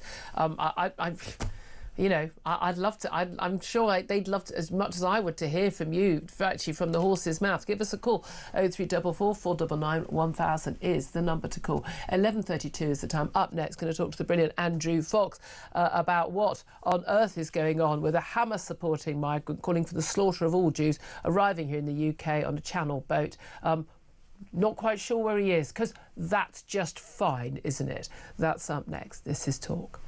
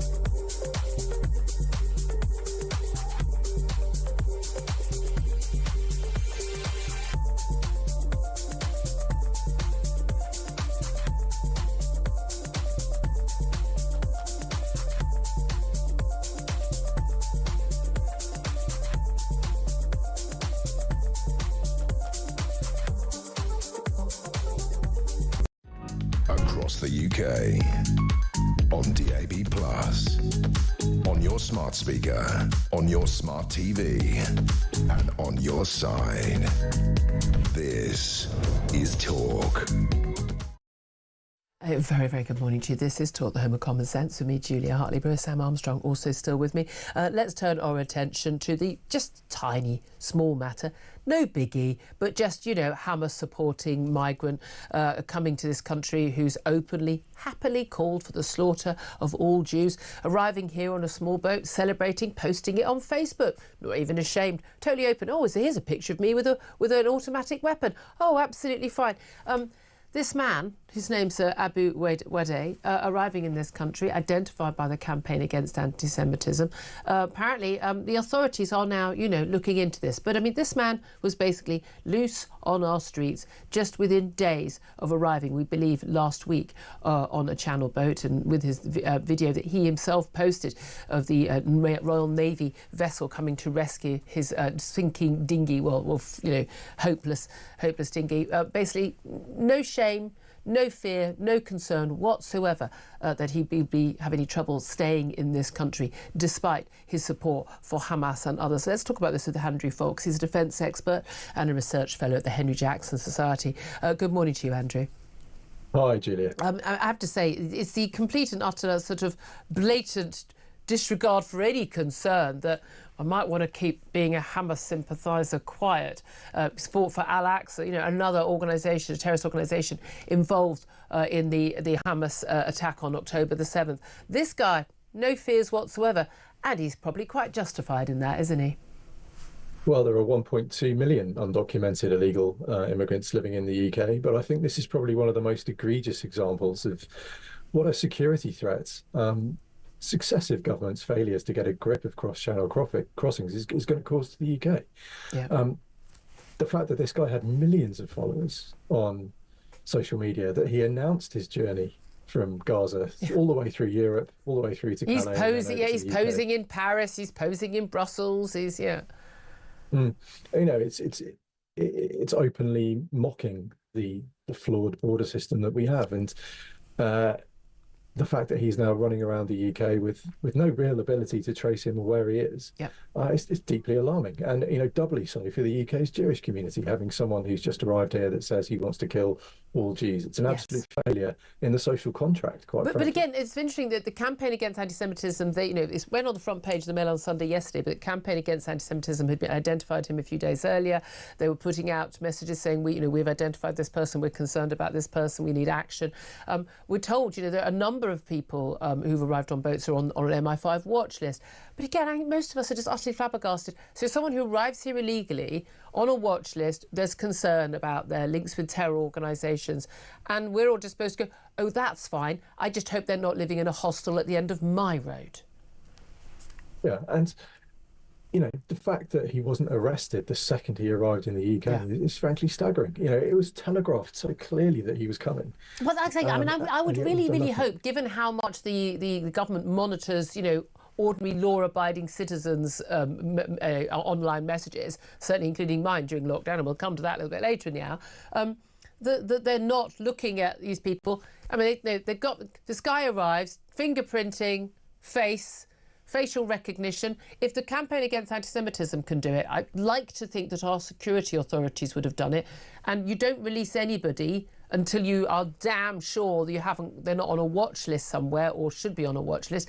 This is such an abject failure to control our borders and control public safety. Well, I was quite involved with the evacuation of former allies from Afghanistan. I was part of a charity, and we shifted 3,000 people to safety to various countries. And I have to say, the single biggest problem that we encountered during that process was the Home Office. They were a complete shambles. So the fact that the Home Office isn't even slightly getting a grip of this issue is really no surprise, quite frankly. And I think we're at the point now where we need to start talking about serious structural reform in how we do this stuff. Well, they could all turn up to work in the office. That might help. We know that was one of the issues. We were covering that every single day. MOD were doing a magnificent job, their men and women on the ground, actually trying to get people out. Foreign Office were all just sitting at home. Yeah. And, there are structural issues here that need serious reform. The fact is that if you cannot police your country's borders, you have no security. And it's as simple as that. It really is that simple, isn't it? If we have people of this nature coming into the UK, not only not intercepted when they arrive, but also not tracked once they're into the country, that is a staggering failure in national security. Yeah, it really is. It's staggering and yet not remotely surprising whatsoever. Again, another massive security failure this weekend. Daniel Day is a 29-year-old of Westcliff-on-Sea in Essex. He has been charged with causing a public nuisance and trespassing on a protected site after he was able to enter the parliamentary estate and to climb onto the clock tower. That's the Elizabeth Tower, which houses Big Ben. Everyone calls it the Big Ben Tower. and he was able to stay up there for extraordinarily 16 hours. Massive, big sort of security. Everybody and his mum turned up after the fact he'd climbed up there. A, how was he able to climb up there? B, why wasn't he shot immediately and brought down? And C, at what point are we going to think that we might actually want to provide proper protection to the building which is the home of our democracy? And I'm assuming, of course, that is now Palestine freed after such a brave and daring effort. Well, I mean, that job done, I'd say. Job done, yeah, absolutely. Finished. Finito. Thank goodness we can put that issue to bed. But no security system is flawless. And I think we have to be slightly kind to the parliamentary estate that sometimes people will break through. It's what you then do with them after they break through. And the fact that he was allowed to stay up there for so long, that's the alarming part for me. What would you have done? I mean, genuinely, my view is, mate, get down or we're going to shoot you. End off. At this point, we have to treat you as a terrorist. We shoot you. End off. That's what they do in the States. That's what they do in most countries. You get a warning. We're going to take you down. Simple as that. Well, I mean, if we look at January 6th in Washington, in spite of huge numbers of people storming the estate of Congress, only one person was shot. I think if this guy wants to hang on to the edge of Big Ben for 16 hours, then arguably getting a cherry picker up there and pulling him down much sooner would have been a far better use of people's time, rather than have a huge crowd sitting around watching this buffoon bleeding all over the parliamentary estate. But the security of the parliamentary estate is, it's a live issue after what happened with PC Keith Palmer in 2017. Yeah, the fact that we've had police officers stabbed to death there in living memory, in very recent memory, that someone was able to penetrate that so easily is alarming. And I suspect the inquiry will be pretty brutal. And I would like to see a head roll. Quite frankly, absolutely. Let me take you on. I mean, again, talking about pro-Palestinian protesters and a Hamas supporting fighter, a migrant turning up in this country. Latest developments over in the Middle East. Israel, they cut off all aid at the end of that temporary ceasefire. They have now ordered the electricity to be cut to Gaza, and we know that a lot of people are actually living with gas generators, not electricity, but that's vital for the desalination plants that provide most of the water in Gaza.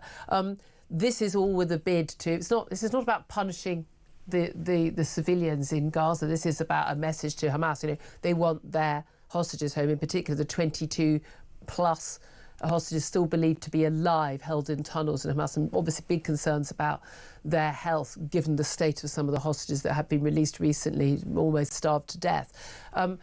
Is that an act of genocide? Is that a war crime?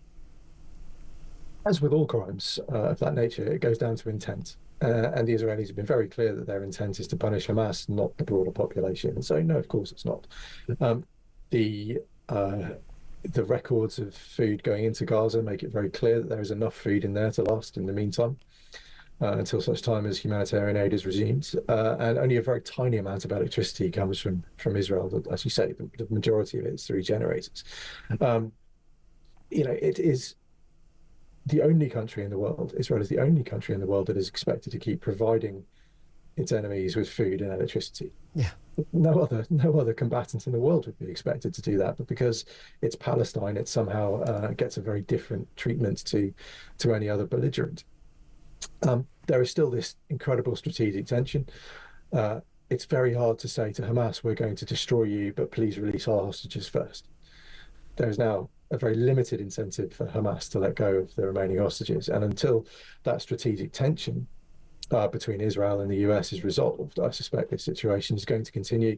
And as ever, it's the people of Palestine who will suffer, but they need to look very closely at who's ruling them, and they need to look at their leadership is. Indeed. To be blamed for this. Andrew Fox, really appreciate you joining us, defence expert Andrew Fox. Thank you for that. We're going to take a quick break. Up next, we're going to talk about the COVID Day of Reflection yesterday, where we reflected on the tragic deaths of people who died of COVID. very little time spent, indeed zero time spent, worrying about the people who died of all the other things that people died of in that time. And since the terrible economic and other damage to our nation, to particularly our children, that has been done in the years in the aftermath of those horrific COVID policies. We're going to talk about all of this with Professor Carl Hennigan. That's up next. This is Talk.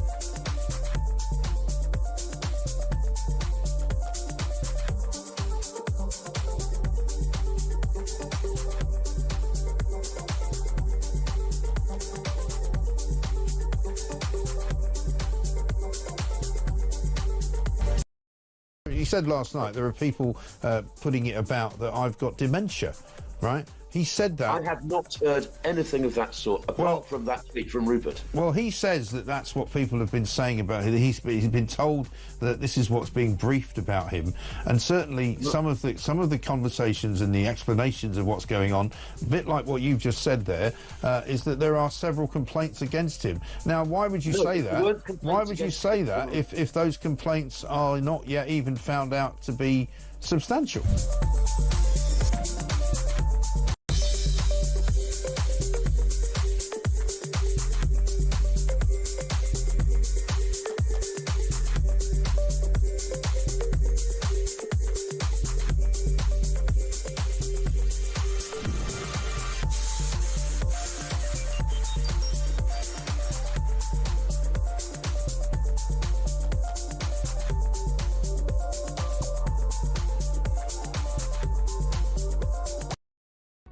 Across the UK, on DAB+, on your smart speaker, on your smart TV, and on your side.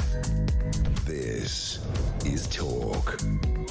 This is Talk. Thank you for joining us, the home of common sense, with me, Julia Hartley-Brewer. Just to let you know some breaking news that apparently Tower Bridge in London is closed, just outside our studio window, actually. A man has climbed up on the landmark and is sitting on the suspension railings. Closed the bridge to auto traffic, but also to any boats trying to pass underneath as well. Don't know if it's a demonstration or not, or a protest, but yeah, just getting really fed up with these people. I'm sorry. We just got to start having snipers.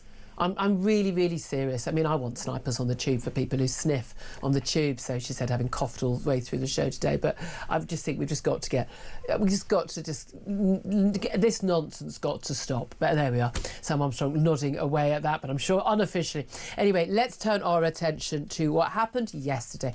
Because as I'm sure if you were watching any television, you were seeing this all of these very, very moving accounts of the COVID Day of Reflection. I don't know why it's the 9th of March and not the 23rd of March as we mark 5 years of COVID. COVID didn't start on the 9th of March. Lockdown didn't start on the 9th of March. I don't know why they've chosen that date, but that date they have indeed chosen. It was, though, around the time when policy changed so that it was, let's face it, COVID policy that did a lot more damage than COVID. Now, I'm not someone who is going to make the claims of the conspiracy theorists online that COVID wasn't real and it was all cooked up and it was all a big conspiracy. I had COVID before we went into lockdown in March 2020, and I was very, very, very ill with it indeed. I know people who've been hospitalised with it. I take it very seriously. However, I still don't think that the COVID policy we had was the right thing. But what amazed me in that day of reflection, at no point did anyone reflect on whether or not the biggest damage was done by COVID, or was the biggest damage done by COVID policy? Well, let's talk about this with a man who likes his facts. Carl Hennigan, Professor of Evidence-Based Medicine at the University of Oxford. Very good morning to you, Carl. Good morning, Julia. I have to say, I looked at social media, I looked at some of the mainstream media yesterday, and I went, yeah, this isn't for me today, and turned it all off yesterday because it was so infuriating. On one side, people who were sort of going, oh, and it was terrible because someone's 87-year-old grandmother died. Yes, I'm sorry, this is terrible, but nevertheless, people died of things other than COVID. And at the same time, ignoring the damage to children, to our social cohesion, to our economy, all of that. On the other side, people going, I never wore a mask, I never got a jab, it's all a conspiracy. I mean, madness, it seems to me, on both sides. What did you make of it? Well, look, I think first is to say anybody who's lost a loved one, a family member, will always be grieving and see that as an important issue. But people during COVID, people did die of other things than COVID. Correct. I've been working this weekend in urgent care. I've been going to people who are end of life. I've verified deaths, 11,600 deaths in the previous week in the recorded. So that's the issue. But the fact that we are focusing on COVID and not saying and asking questions about getting to the truth is what bothers me. Yeah. People throw out this number, 227,000 deaths, and they don't even bother to say, when is somebody going to do an investigation? I'll tell you what, me and my team are ready to start asking serious questions. What did these people die of? Yeah. How many were preventable? What really happened in care homes? What are the issues? But again, like, did they die with COVID or of COVID? Because we know that the comparisons of the death figures for different countries almost impossible when it comes to COVID deaths because they were all recorded on a different basis. And out of them, ONS reports about 16,000 people died in the period with COVID on their death certificate who had no underlying causes of other diseases. Remember, in some of those are in care homes who just had COVID on their death certificate. Yeah. So I think what's happening over the pond, there are many issues, what we're seeing in America, but at least they're starting to question the narrative and go, when are we going to get to the truth? Yeah. What's happening here is everybody was part of that pandemic. The only person who's left standing is the chief medical officer, and we hear very little from him. Everybody else has gone. Nobody's been accountable. And you know what? They all seem to have done very well out of this. Don't they just? Lots of knighthoods and the like doing the rounds. But it's interesting, we've had the COVID inquiry, and again, we know the COVID inquiry is just going to conclude that we should have just locked down earlier. Even some people who just, you know, John Edmonds and others who are like, oh, that's what we should have done, who actually campaigned against lockdown earlier. Now, I didn't want us to lock down, but when we were told by the chief medical officer, the chief scientific advisor, alongside Boris Johnson, that their concern now was that the health service would collapse and people would die unnecessarily, we need to lock down, flatten the sombrero, remember, flatten the curve for 3 weeks. I was in favour of it. Knew it would be longer than 3 weeks, but we were going to get our healthcare together. We were going to basically spread out the deaths to save more lives.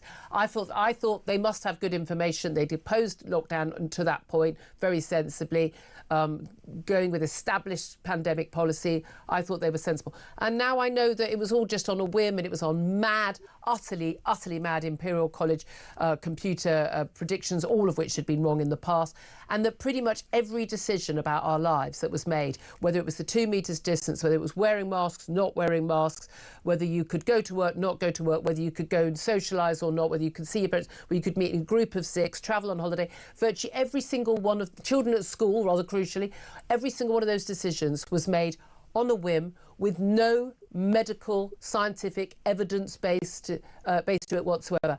And I am still amazed by 2 things. One, that people are not more angry about that. And 2, how so few people are aware of that.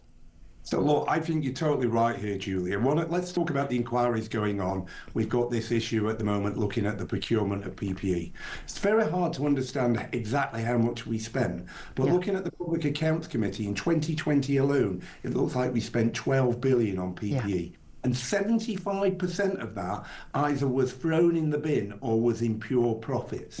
Well, imagine saying to people, we're about to spend 12 billion and 9 billion of that's going to go in the bin. It's insane when you start to put them numbers in. Talk about the schools and lockdown. At one point, 70% of the world's student population was off school. 190 countries locked down schools for more than 2 months. And we look here and think, actually, we're just going to have a nice little memorial. And I turn the news off because I am outraged by the expenditure. There seems to be problems here in the middleman, some dark forces at work. For instance, I'd be asking a question. Why don't we have a PPE factory located somewhere, the part of the world, that can increase or decrease its capacity and pay a reasonable price for this stuff, irrespective of whether it works or not? We could have saved tens of billions if we onshore this. What about Ed Miliband, where he's going about his net zero, sending this around the world? So you're right to seriously ask questions here, and we're right, we should be morally outraged and ask real questions about who profited and what were the forces. Well, absolutely. But again, what amazes me is how few MPs did their job. And there were some amazing MPs who really did work, and how few of the mainstream media and an awful lot of the journalists who were doing this hand-wringing by the memorial yesterday and speaking in, in very dark tones and things. If they'd done their job properly, and I'm talking about a lot of people who were friends and colleagues of mine when I used to work in the House of Commons, just simply did not ask the right questions and don't want to ask the right questions now because it exposes just how bad when the biggest story of their lifetime hit, they basically went, oh well, I'm just going to go and sit at home for a bit and make myself feel terribly self-important. And the main thing is, we were the only broadcaster in this country here at Talk, the only one that was questioning any of this. And I didn't question it. I didn't question it in the early weeks of the first lockdown. And it was people like Brendan O'Neill and Toby Young, and I had on as guests who questioned it. I'm coming across people like you and Sunetra Gupta and others, and looking into it. I've got no scientific training whatsoever, not maths trained and things. But it was obvious to me as soon as you looked at some of the figures that there was no evidence for what they were doing, and that they carried on. And we saw from, certainly the WhatsApps, Matt Hancock's WhatsApps that were just brilliantly, heroically exposed by my colleague Isabel Oakshott, just how unbelievably poor the decision-making process was in government, and the whim that we don't want to give Nicola Sturgeon a good point boost, so we're going to put kids in for 8 hours into masks in our schools in England too. I just find it extraordinary that people are not absolutely outraged by this and demanding, frankly. I'm never going to forgive, I'm never going to forget, but I don't just want a proper inquiry. I genuinely think there should be criminal prosecutions of some people, because I think what they did was so wrong. The damage to our economy, the damage to our children, to their education, to our civil liberties, to our health. People died as a result of closing down our NHS. That people have not actually had to be punished for that. And the thanks you got for it is, Julia, we share that the government was surveilling you and looking at what you said and following you up, and in doing so, trying to report and mitigate what was going on. Look, I think it's incredibly important. We will start to look at politics and policy when people reflect uncertainty more and start asking more questions and answers. And once they do that, we should start with, I think we should stop the inquiry right now. It's going to cost in excess of £200 million. To be shut down, money's tight, and we should repurpose that money and say, look, let's go and find out what actually happened. Absolutely. Oh, I'd love them to do that. Carl Hennigan, always so good to talk to you. You've been an absolute hero throughout this, and again, much castigated for just, saying, could we have some evidence, please? Mind-blowing idea. Professor of Evidence-Based Medicine at the University of Oxford. I'm going to get Sam Armstrong's views after this. We're going to talk more about reform and take more of your calls. This is Talk.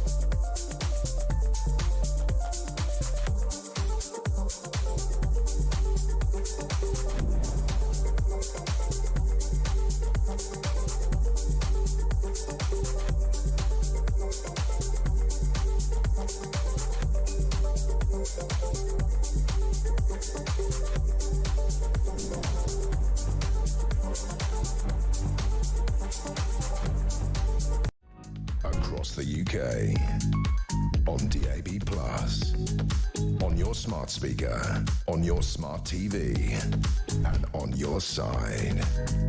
This is Talk.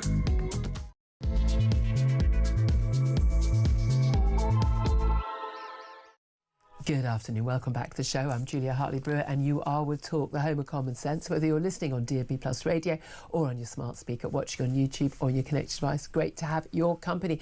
Coming up in this hour, we're going to be talking more about the ongoing civil war between Reform UK and one of its MPs, Rupert Lowe. It's intensified over the weekend. We'll try to get to the bottom of that.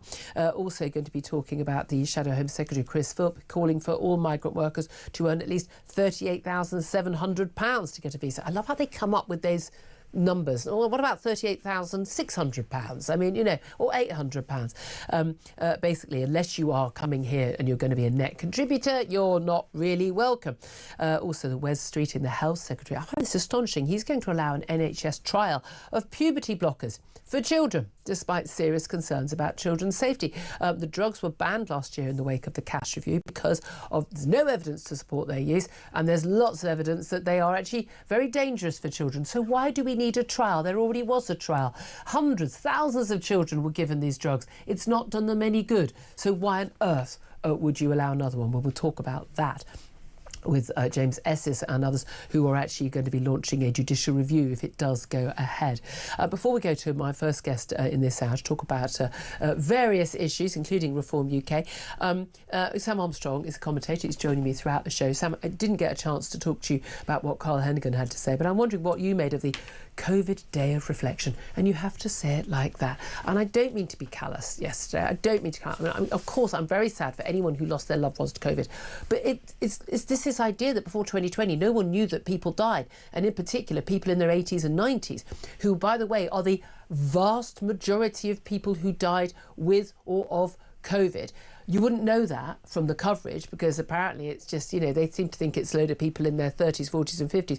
But the people in their 30s, 40s and 50s are now dying of cancer and heart disease and diabetes and other things that were not treated and are still not being treated in a timely fashion because of COVID, and specifically COVID policy by the NHS, by the government. It breaks my soul that people are still going on about COVID deaths 5 years on.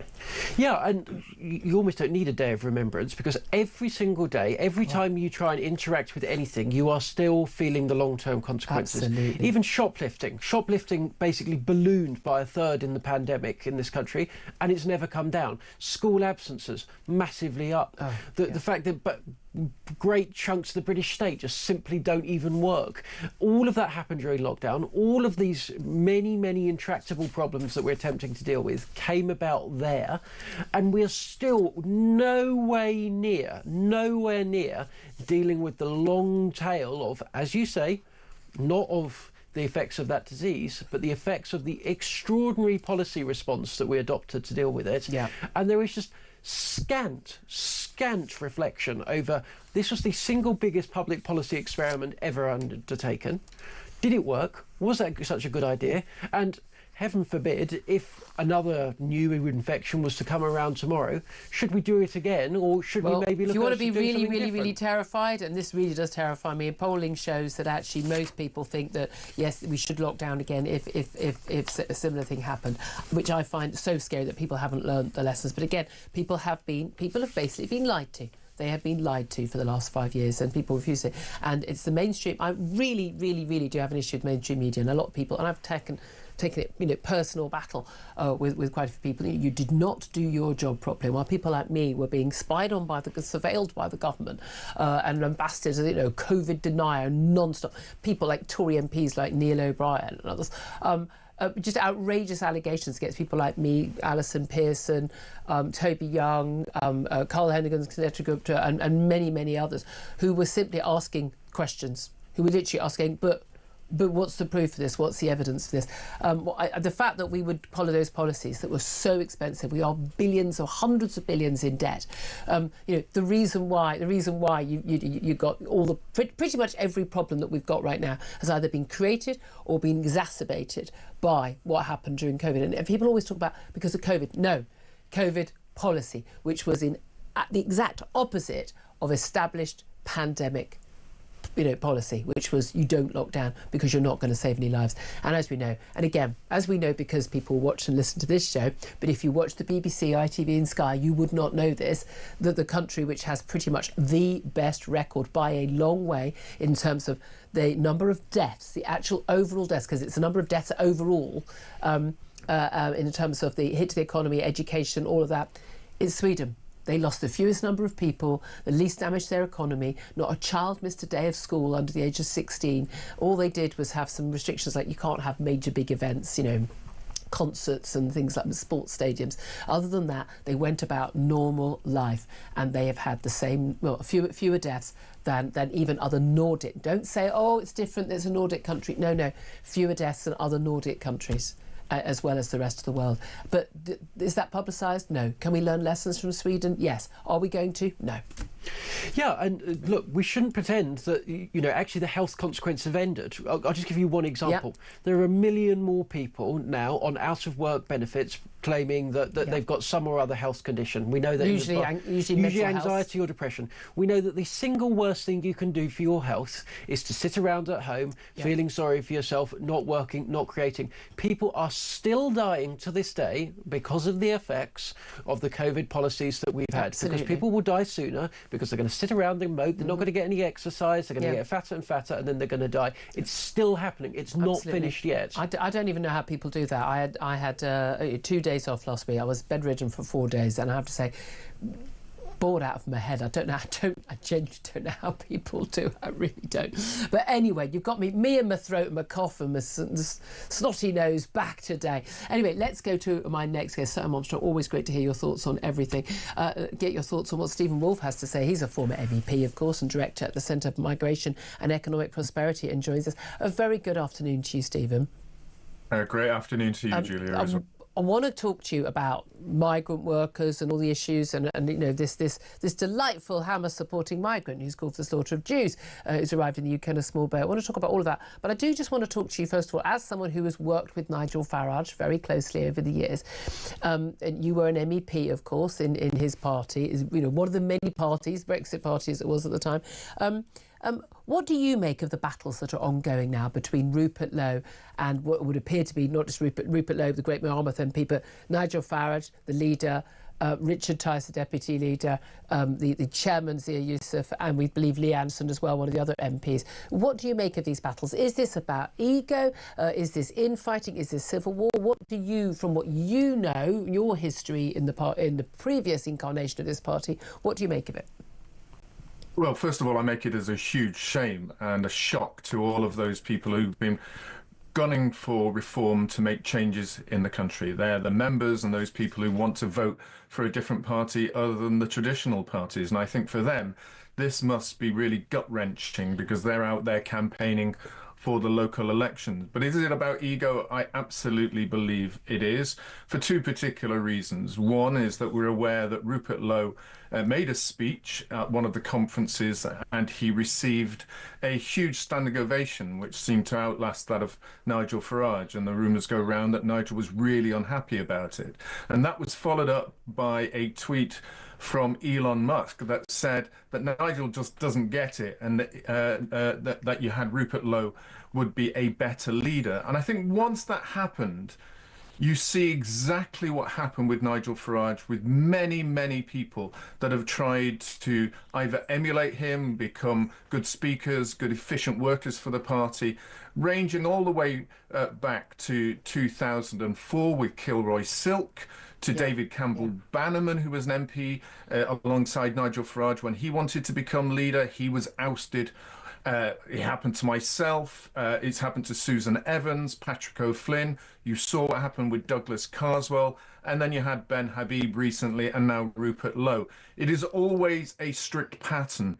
And it's very sad that Nigel has to take this route where he feels that people are rising and being good at their jobs, exactly why he's got them there in the first place. But his ego will not allow him or them. You think he wants this to be a one-man band? Because at the end of the day, he is the man. I mean, he is reform. He was Brexit. He was UK. He is the reason why reform did so well, other than the Tories doing so badly at the last general election. I mean, is there anyone else right now? Any of these people who comes close to his his name recognition to his appeal to potential reform voters? Well, you just look at the fact that name recognition is incredibly important in politics. One recognises that, and one doesn't have to dispute the fact that he's done incredibly well in his career.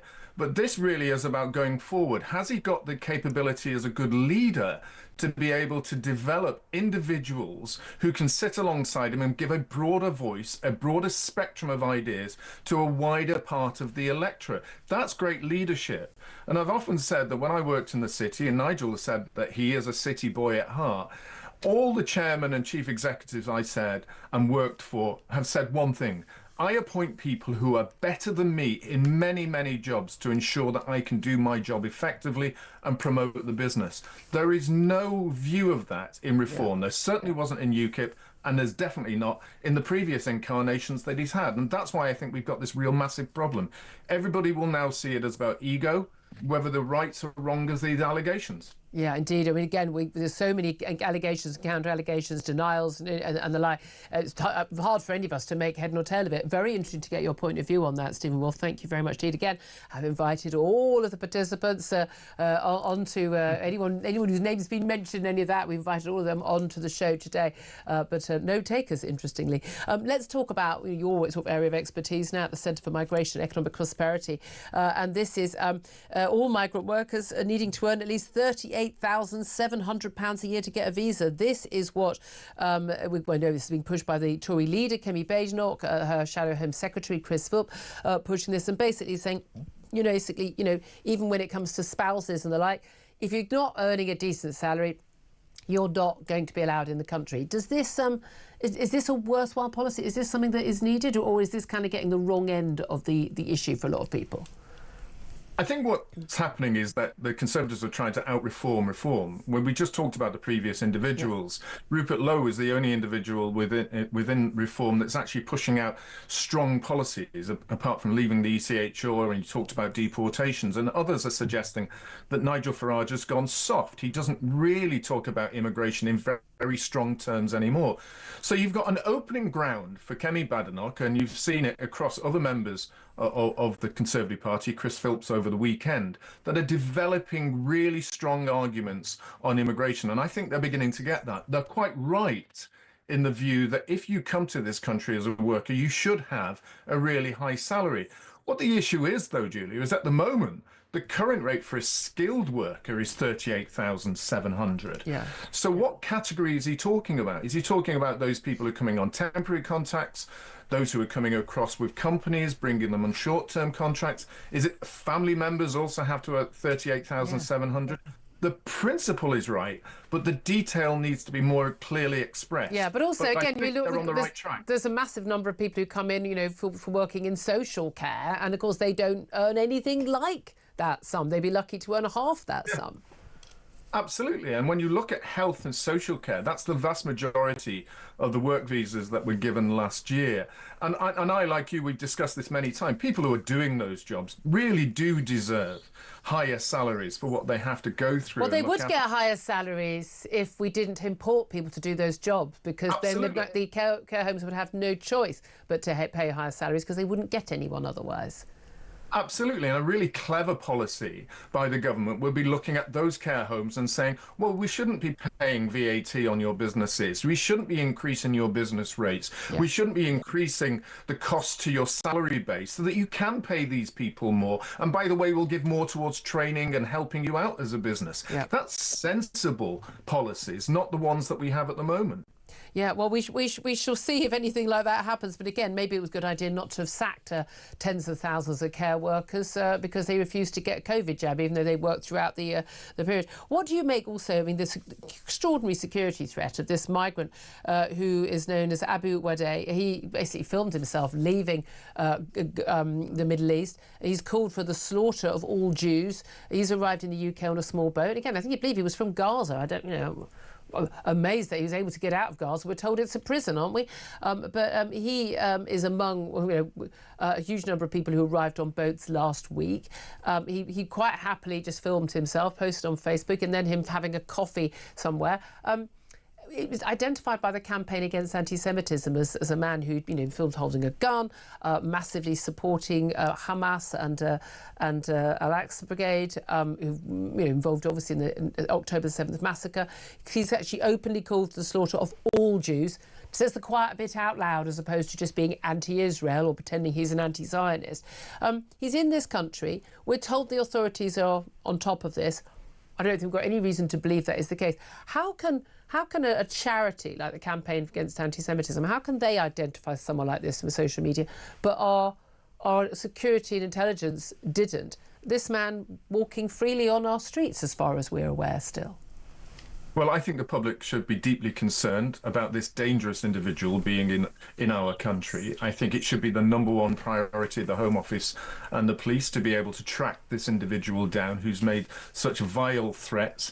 And it's exactly the type of a very clear case that both the European Court of Human Rights, the UN Convention, would not allow an individual like this to be in this country. Yeah. Whether we capture him quickly, which I hope that we do, and whether we then get through the process to remove him from this country, we would then see those people, I'm certain, that would try to say that his human rights would be impacted if we moved him on. But I think what we have is a very clear view here that both political parties now have not stopped the boats, have not stopped the gangs, and it starts to wonder why. We start to wonder in real great depth now, when you've had all these years of watching what's happened, what is your strategy for this? Why are you allowing this to happen? And why have we got a dangerous individual like this who's made these clear threats, who is a clear threat to the people of this country to come here? You've got to stop this, and you have to do it rapidly. Otherwise, we're asking, why are you not doing it? Yeah, I have to say, I find it extraordinary. I mean, we know perfectly well he'll be able to use human rights legislation once again, and some idiot woke judge on a tribunal will say, well, he probably might face some difficulties if he returns to the Middle East. Like, not my problem. I just think the British people are now at the point where they're just saying that is not our problem anymore. It is just extraordinary, isn't it? So good to talk to you today. Stephen Wolfe, former MEP, Director at the Centre for Migration and Economic Prosperity. Sam Armstrong, so much I want to bring you in on. There's also some other breaking news I want to ask you about. But I mean, in terms of dealing with the migration issue, and all migrant workers should earn basically what a skilled worker is required to earn. I mean, at the end of the day, unless you earn, I think, well over 45 grand a year, if you're born and bred here, you are not a net contributor financially to the country. Now, I'm very much of the view that someone who sweeps the streets, works as a hospital porter, does more essential work than I do or you do. Let's be honest. They can cope without us. We can't cope without those people. So it's not in any way to denigrate people's work. But in terms of someone coming from abroad, why on earth have we been allowing people in their millions to come from abroad to do jobs which pay minimum wage when we know that those people are going to be a net drain? But even once you add in, the husband and wife and the kids, a massive net drain on the nation's coffers. Yeah, and this is actually a very small announcement. I mean, we should be clear here. Like, the skilled workers are already on this salary threshold. It was a policy that the new Conservative group had called for, then Rishi Sunak implemented. But we're talking about adding it to a couple of little side categories, not touching some of the rampantly abused schemes like the care worker schemes. Just one statistic, in a couple of months at the beginning of last year, they looked at the number of dependents the average care worker from Zimbabwe was bringing. The average care worker from Zimbabwe in those 2 months brought 10 dependents. That's a lot of kids. But again, you're dependent. What, they're bringing in their, mum and father-in-law, and it's not a migration system. If you're saying one person, if the anchor chain that you get down is 10 further people, and nobody can contribute to the economy if you've got 10 dependents coming with you that we've got to put through schools, got to provide benefits to, all of the rest of it. Street lighting. I mean, you're talking the most basic, services. And then we wonder why we have to build so many houses in this country, why the countryside is getting concreted over. The countryside is not getting concreted over, and we don't build enough houses. It's an absolute load of nonsense. You're so utterly wrong on this. I mean, apart from the facts. We found something we disagree on. I'm really excited. 80% of houses in this country that have been built in the last 20 years have gone to deal with the fact our population has expanded due to migration. I mean, no, we need to build more houses. Yeah, I mean... Because of migration. No, yeah, we need to build more houses anyway, but yes, we need to build more houses, but we're not conquering it over the countryside. But, I mean, you know, it is just insane. But again, I genuinely don't believe... I'm sorry, even if your lot got in again, I don't believe for a moment that you would end the mass migration. You know why? Because big business is addicted to it. This is how much it costs. Look, you'll have to pay more for your strawberries because we're having to pay more for people to pick the fruit in your orchards. Well, I mean, yeah, we're going to have to pay more, but you know what we'll pay a lot less for is for the benefits and the housing benefit and all of that for people. And crime and policing. I mean, look, is it any wonder that when you now go to a supermarket to go and buy some food, it feels like you're going through airport security, and that's come about at a similar time. So we've had 20 years of mass uncontrolled migration. Things that Ofcom are very keen to get involved in when you make these claims on air, despite the fact they are completely and utterly verified. That across Western Europe, every single country that has seen a mass influx of migrants, particularly from certain areas, Northern Africa and the Middle East in particular, have seen a massive increase in crime, acquisitive crime, violent crime, and particularly sex crimes as well.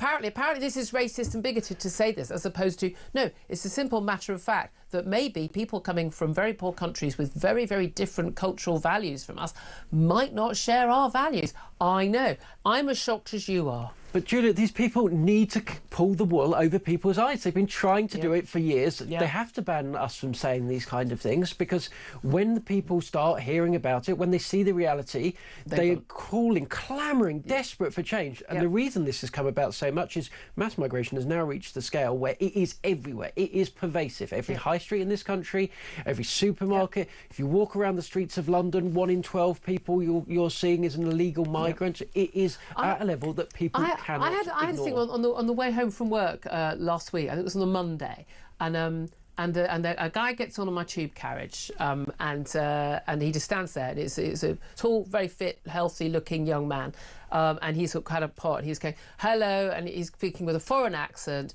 of some sort of African accent. He was a black man. And he was starting his begging spiel. You get this on the London Underground all the time, and I went, no, sorry, no, you're not begging on the tube. It's a criminal offence to beg. You're not allowed to do that. Please get off the carriage, and no one should give you any money. And he goes, he didn't even argue with me. Just went, At which point, the usual sort of, Guardian reading little liberal, 2 or 3 seats down, goes, shut up. He actually said, shut up to me. I said, excuse me. I will not shut up. He goes, why are you talking to him like that? I went, because he's committing a criminal offence, and I have a right to sit on the train without someone committing a criminal offence right in front of me. He's a beggar. And I turned to the guy who was the beggar, and I said to him, look, you're either here legally, in which case get a job, stop begging, or you're here illegally, in which case go home. There are 2 options there. I think fair, reasonable statements of fact, right? At which point this guy goes to me, you're the white guy, you're racist. I went, who mentioned his colour? I only mentioned his colour because the guy said he had an African accent, and the man he was clearly foreign because of his accent, not because of the colour of his skin, because I wouldn't assume, it's certainly in London, that anyone was foreign because of the colour of their skin. And I just said, no. I said, well, what earth are you talking about? The man is committing a criminal offence. He goes, oh, you're saying it's an offence, is it? Yes, because it is. He goes, oh, you know that, do you? I went, yes, I know that. He goes, how do you know that? And I said, well, because I'm a journalist and I cover these things, And he went, oh, right. He goes, I suppose you think you know more than me. And I went, mate, with all due respect, I'm pretty sure I know more than you about everything. But, either way. But what was fascinating was that the guy who was begging, he just tootles off. He's not going to challenge me because he knows perfectly well he's banged to rights. But I love the fact the first reaction from Mr. Liberal was it was racist. No, the guy is committing... This is able-bodied young man who could get a job anywhere, anywhere at all. He's not working, he's begging. It's organised criminality, as we know.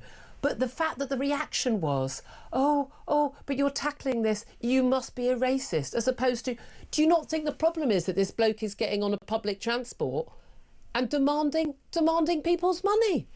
Yeah, it is not compassionate to stand up for this stuff, right, by the way, because that is a working age man that could, by the way, be contributing to his home economy, making that country better, and we could be supporting people properly that have got really complex needs to get off the streets. It is not compassionate to be weak on this stuff. It really isn't. I know, but he did his little virtue signal and he was happy. Anyway, 12:26 is the time. We're going to take a break. Then I want to hear from your thoughts, particularly on reform and the civil war that's going on. Whose side are you on, if anyone's? I'm on the side of the voter who desperately needs a party that is a viable alternative to the uni party. Do give us a call. 0344 499 1000 is the number to call.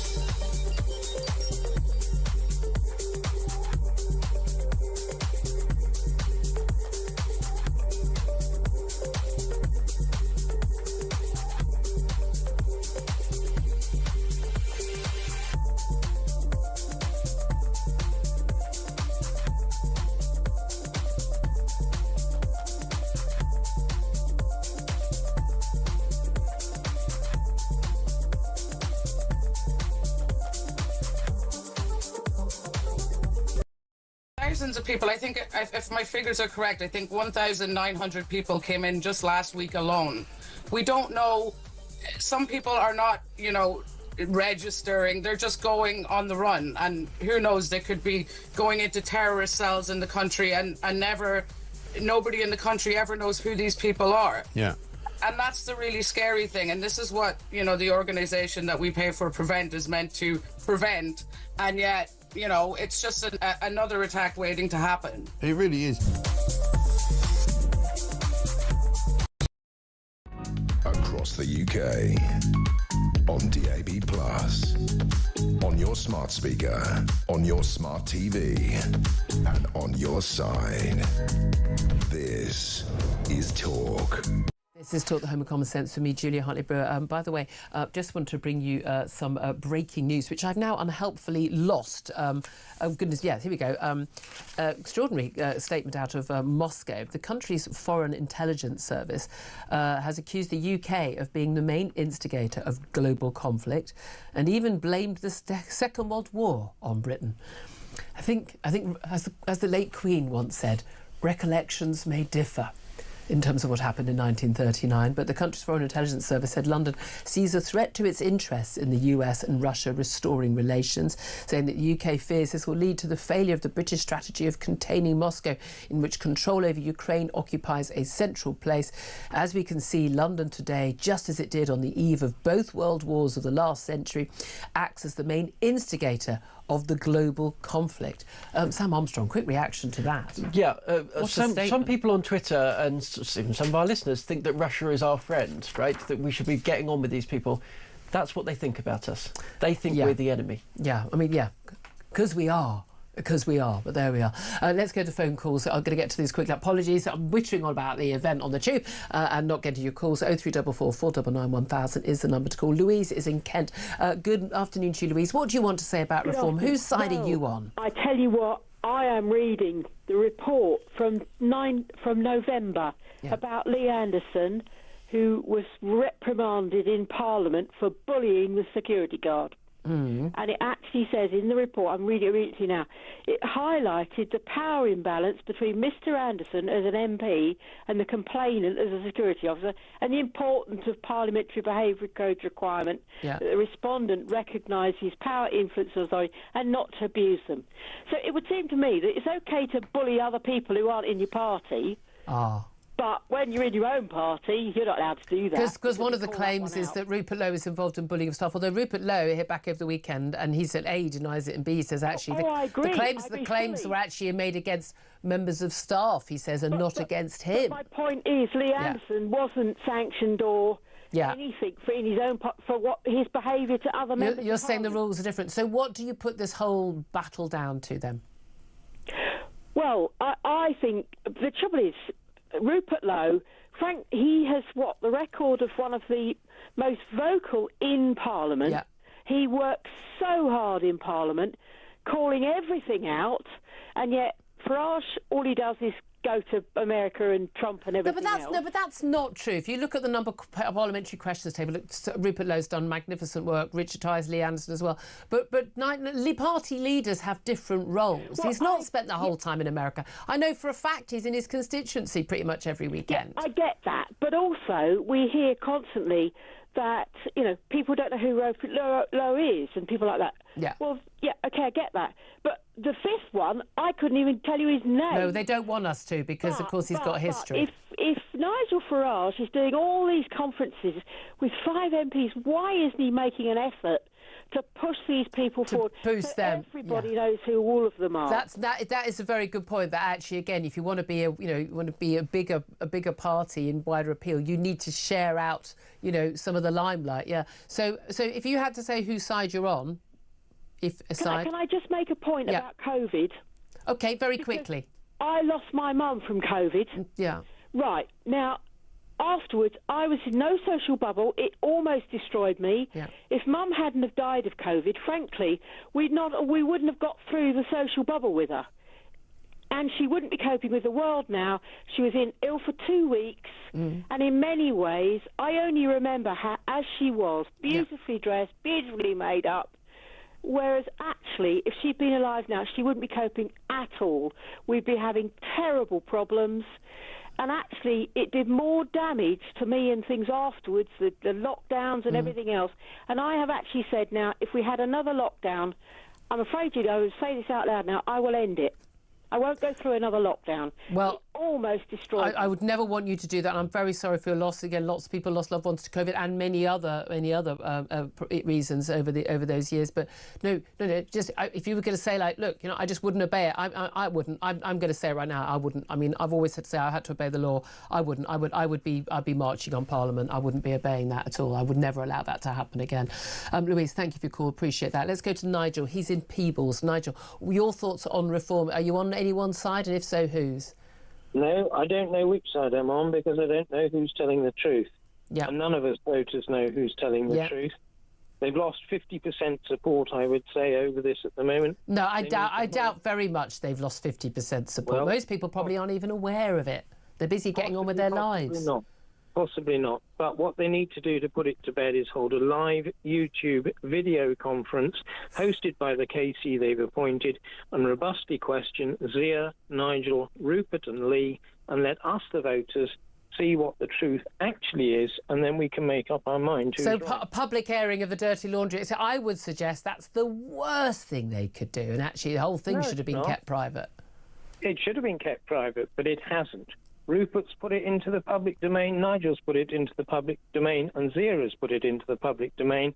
Unless they complete it in the public domain, they will never sit on it. We will all end up with our own opinions, and as it stands at the moment, I was a Reform voter. I'm not at the moment till I see how this plays out, and I can't personally...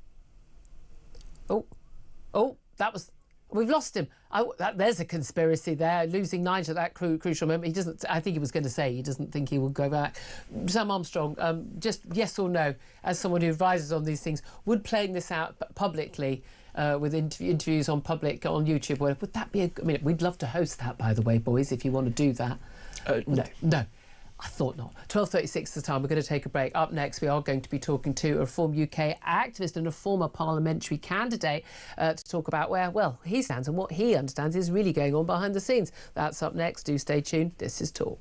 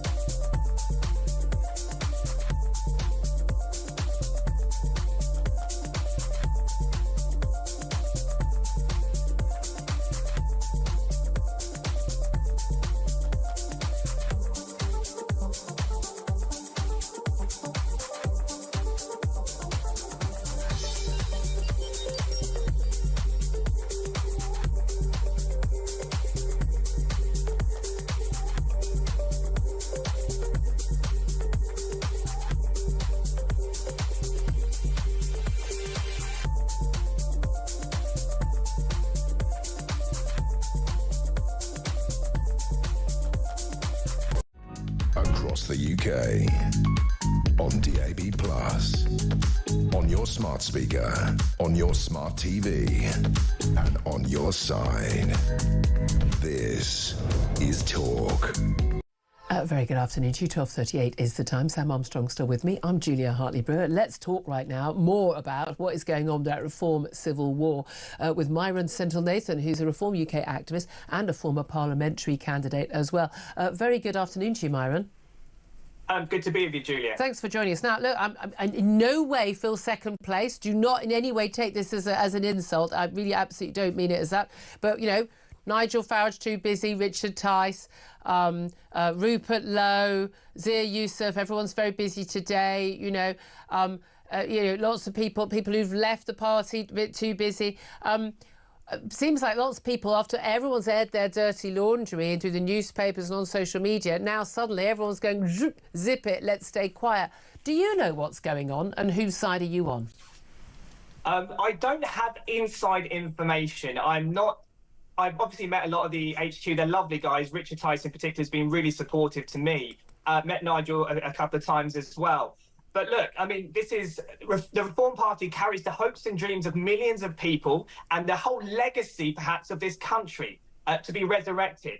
And it's a terrible shame. And I used to think Nigel Farage was the one who, the once-in-a-lifetime campaigner who cut through the electorate. Rupert Lowe was a details man, very, very strong on migration and the mass rape gangs. And together they made a winning combination. But I think this is a massive wake-up call. And I want to just be straight with you, Julia, because I know you're straight talking and your viewers are straight talking as well.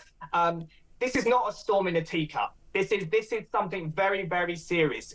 On the backdrop of Ben Habib being sidelined, who is quite a patriotic figure, a details man. And then you have Rupert Lowe, again, a very forthright, patriotic figure, a details man. The optics of this don't look good. And I think it's a massive wake-up call for HQ to understand that this has to be a party that is a government in waiting, not just a protest party. Well, that was one of the points, wasn't it, that Rupert Lowe made in his interview with the Mail, which we're told by him, it seemed to, you know, sort of launched all this, sparked all this concern in head office. And again, that's not what's being said by by Nigel Farage and Richard Tice and others. But there was his interview, and he said, look, we have to, you know, we can no longer be a protest party, you know, led by the Messiah. This is about sort of broadening things out. That said, there's been some disputes over policy. Rupert Lowe kind of, you know, making policy up on the hoof, talking about mass deportations now, I mean, of illegal migrants. I mean, I don't know why anyone's got a problem with that. It seems to me, is that not, I mean, are you not supposed to deport people who are here in the country illegally? It seemed to me that should be every party's policy, in my view. But I don't think there's anything controversial for the vast majority of the voters. But it did look like that Rupert Lowe was perhaps going a little bit, you know, off in his own tangent. And part of being a serious party is that people have got to toe the line. It's like when you see, you know, shadow cabinet or cabinet members having to go on media and that morning media round and say stuff that you know, I know, and everyone knows they don't believe, but they're having to back government policy that day. It's kind of part of the deal. Or do people expect something different from reform and they want people to be talking, you know, saying what they really think all the time? I think the argument against policy and kind of the governmentalisation of the party is that we've only been around for 7 months since the general election, 7-8 months since the general election, so give us time and so on. Yeah. But the thing is this, when you rise in the polls and you're number one, the scrutiny increases. Yeah. And so the expectation increases. And the thing that the public are placing all their hopes and dreams on this party, and when they've been lied to continuously about stopping the boats, immigration and so on, they want to know that a party can actually fix things, that it's not just about slogans. And this is the transition and the wake-up call that I think HQ really needs to get under their belt, because we've gone through the protest phase, we're going through and almost gone through the professionalisation phase. Yeah. The governmentalisation of the party is absolutely urgent now, even if the election's about 3-4 years away. But isn't that what Zia Yusuf was brought in to do, the chairman of the party? He's been on the show many times. I've always found him talks an awful lot of sense to me. A lot of people who are getting in touch on social media saying he's part of the problem. He's the one who's had the battle with Rupert Lowe, we understand. Again, everyone's denying everything on every side, so it's quite difficult to know what really happened. As one of our callers has pointed out a little bit earlier, Nigel, different Nigel, by the way, no relation. But that actually, you know, one of the things he was trying to do is professionalise the party, get the organisation going. But there seems to be quite a lot of animosity towards him as well. I'm cautious about taking a simplistic view and, you know, jumping on a bandwagon saying Zia's using him as a scapegoat. I mean, he's done a fantastic job in a short space of time to create so many grassroots structures across the country. But what the party urgently needs is diversification of influence, at least, and articulation and representation. At the moment, the party is there's a bottleneck with Nigel, Zia, Richard Tice, maybe Lee and Anderson poking in here and there. And if this is a government in waiting, as I said, governmentalisation, policy and all of those things, we need a variety of voices, men and women from across the board, to show the British public and give them hope and real credibility, give the party credibility that we are actually going to fix things. And we're actually going to change this country and give the country the handbrake turn it needs. And you've got enough good people to form a cabinet. Exactly. Are you going to stand again next election? If they'll have me, I'll stand again. OK, really good to hear from you. Myron Sentinel-Nathan, former Reform parliamentary candidate and Reform UK activist to this day as well. Thank you for that. Interesting to hear that view so much. I just do get the impression that most party activists and supporters of Reform are just tearing their hair out saying, oh, for the love of God, get your act together. Yeah, and Rupert has a particularly strong profile amongst those people that are very engaged, that watch, you know, shows like this, that contribute to the conversation on Twitter and go up and turn up at these events. And that's why it's so dangerous for Reform, is that amongst the people that are most engaged, there'll be an awful lot of sympathy here. They have to deal with this situation and deal with it quickly. Otherwise, it is going to bite into them and it's going to just get worse and worse and worse. It could cost them, I think, as much as 5 points possibly in the May elections. And that's absolutely crucial. That is massive for them, massive for them. Yeah, people do not like divided parties. End of. They do not. I'm just going to bring you some breaking news. We've got lots of breaking news this morning. Following reports that the Palestinian Abu Wadi, who called for the killing of all Jews, supports Hamas and Al-Aqsa, arriving in the UK in a small boat last week, identified by a Jewish charity rather than by the authorities, which makes you wonder what they're actually doing. A man in his 30s was arrested yesterday evening by immigration enforcement for entry without leave, linked to those reports. Now, again, good sign if that is the case, that somebody who could pose a threat to this country has been arrested. However, bit worrying that if it is this man, and if these reports are true, that anyone was allowed to come into this country and basically, after fingerprints and put you in a hotel or a hostel, and then you're free to go, sir, sitting on a British street, filming himself, a picture of himself with in a cafe, for goodness sake, having a coffee, on our streets for 3 or 4 or 5 days without any security whatsoever. God knows what could happen in that time. Apparently has been arrested now. Let's be clear, though. Absolutely nothing happened. Absolutely nothing happened until that man's face was splashed across the front of a national newspaper. The government are not checking. They are not doing the basic checks that we would expect, and that's why newspapers, charities, organisations are able to find these cases, and that's what should worry us most. It's actually, oh right, we can go and arrest them. We can go and bring them all in. Why aren't we doing it all the time? Because all of these people are coming to the country without leave to enter. More checks on us when we go through, Luton Airport, for goodness sake. It's just mind-blowing. Oh, well done, the authorities, for doing the job we pay you to do. Oh, well done. Thank you very much for keeping us safe. Now, God knows what could have happened in the last 5 days. God knows. It's just a matter of luck. It really is. It is just extraordinary. We have to continue to live like this. I just don't know how long people are going to put up with this utter madness. It's insane. It's insane if you don't protect the borders of your country. But there we are.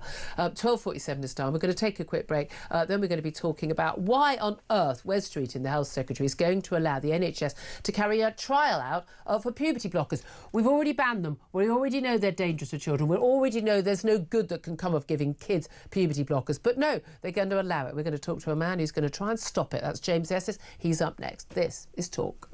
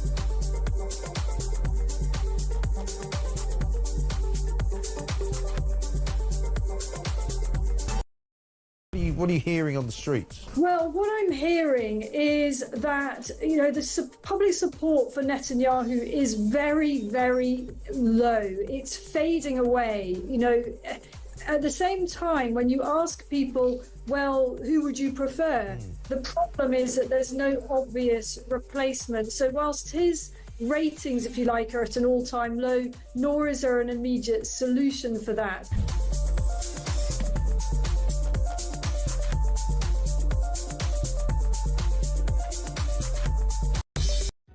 Across the UK, on DAB+, on your smart speaker, on your smart TV, and on your side.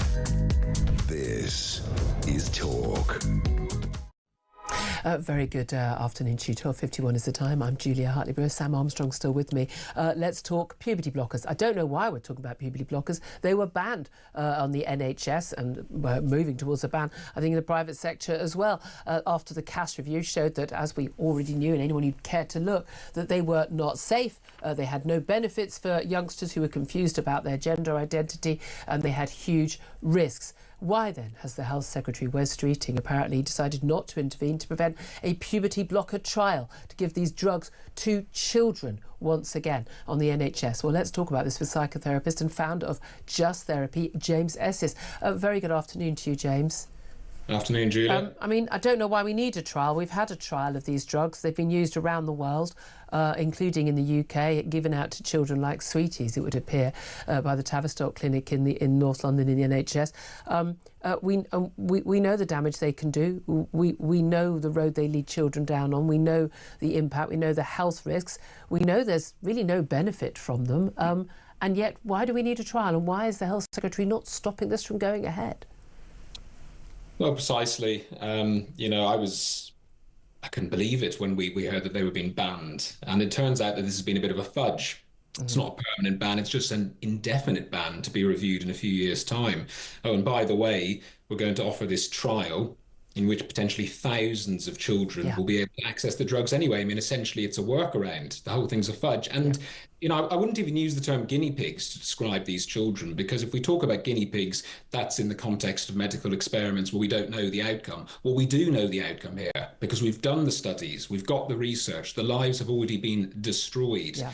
Puberty blockers do irreversible physical and emotional damage to these children and set them down a one-way path towards further irreversible medicalisation and regret. So we would be treating children as worse than guinea pigs if this trial proceeds. Yeah, and again, I just find it extraordinary that, you know, people are told, you know, oh, we don't want to give your child paracetamol or any antibiotics unless necessary. But yeah, let's give these drugs, which we use to chemically castrate sex offenders, and let's give them to children's developing bodies. It is mind-blowing to me that this was ever allowed. It's mind-blowing to me that anyone would still defend it after the Cass review, which was incredibly wide-ranging, looked into all the impacts. The evidence, as you and I know, and as you know to your cost in terms of your training as a psychotherapist, that you know the evidence was clear for years now around the world that these were not drugs that were just temporary hold off puberty as they were sold, so that confused children could decide what they want to do later on. They have a permanent impact. They affect children's general physical health, certainly their mental health. They prevent brain development that happens during puberty as well. They prevent children going on to having the sex organs they're supposed to have. They put them on a train down to a road where children become infertile as adults, never able to have sexual gratification at all. A key part of most people's human existence, of most long-term fulfilling, you know, romantic relationships. Nope. Not an option anymore. And we know from the Cass review, again, what parents are told, that, you know, well, you know, puberty blockers or your child might commit suicide. Again, horrible stats that are forced out by trans campaigners that simply are not true. And the idea that these are reversible, again, not true. No, and irrespective of the long list of physical and emotional harms that you just stated, going through the trial like this sends a message that puberty is something that children should be afraid of, something that needs to be treated or medicalised. What we need to be encouraging is for children to go through their natural puberty as they have done since time immemorial. It may be unpleasant, they may struggle with parts of their body. By and large, people get over it. And if they don't, explorative therapy is the answer, not medication. You know, there's an issue around informed consent here as well, because a prerequisite for being given puberty blockers is that you are diagnosed with a mental health condition. So we've got young, vulnerable children suffering from a mental health condition, and they're expected to be able to consent to medication that or even if parents consent on their behalf, parents who've been terrified and lied to by trans activists. And again, I always worried about this, that once this, even with this ban and the Cass review, and so many sensible people, oh, thank goodness, a lot of people, and I was very angry with an awful lot of people going,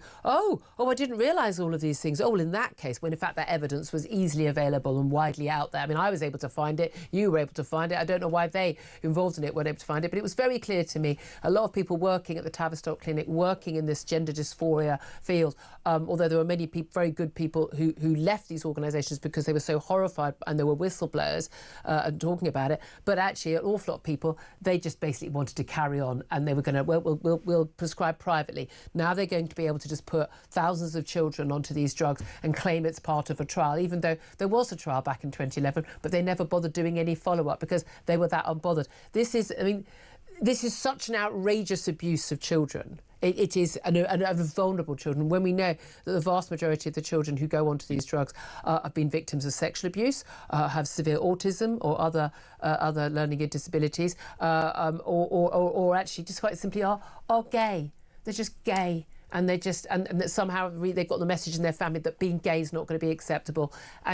It is so heartbreaking. But what I do love to know, I'm delighted to see this morning, that you, along with Keira Bell, someone who has gone through this and is one of the victims of this awful ideology, who has detransitioned, that you are going to propose a challenge to this if this does go ahead. Yes, well, Keira unfortunately knows more than most the devastating consequences of these puberty blockers. We've written to the government already. As at the moment, the trial has only been proposed. It hasn't yet got official confirmation and the go-ahead, but we've written to them. We've got a legal team in place. We've got the funding in place. Brilliant. If they decide to push ahead with this, we will be trying to take a judicial review against this, because this isn't just a government failing to protect its children from harm. This will be a government actively and knowingly harming. Absolutely. Listen, I'm sure our audience will happily contribute to that crowdfund. I know I will. Really great work, James Esses. You've been so fantastic on this call. Psychotherapist and founder of Just Therapy, James Esses there. A final word on that to Sam Armstrong. Yeah, I just wonder, Wes Streeting got massive plaudits for this. You just can't trust them, because he seems like one of the sane people, right? But the first time that the cameras aren't looking, they're back to their old tricks. It drives me up the wall. It's the thing is, this isn't even a matter for debate right now. You're either in favour of basically completely mutilating and damaging children's bodies and minds, or you're not. And I don't know how you could be on the first side. I just don't know. There's no excuse now. You did know. You're choosing it. I mean, this is frankly, this is up there with like Nazi medical experiments as far as I'm concerned. It is that awful. It's just shocking. But there we are. Thank God for people like James Esses and Keira Bell and others who campaign on this stuff. Delighted to say Ian Collins is here to tell us what's happening on his show. Very good afternoon to you. Afternoon. It's like I'm in the room with patient zero. Oh, God, everyone's blaming me. You know, I was off on Friday. Yeah, but, you know, no one believes that. I was off. I woke up, it was just like had a nice afternoon. It was like somebody had anchored a goat to every limb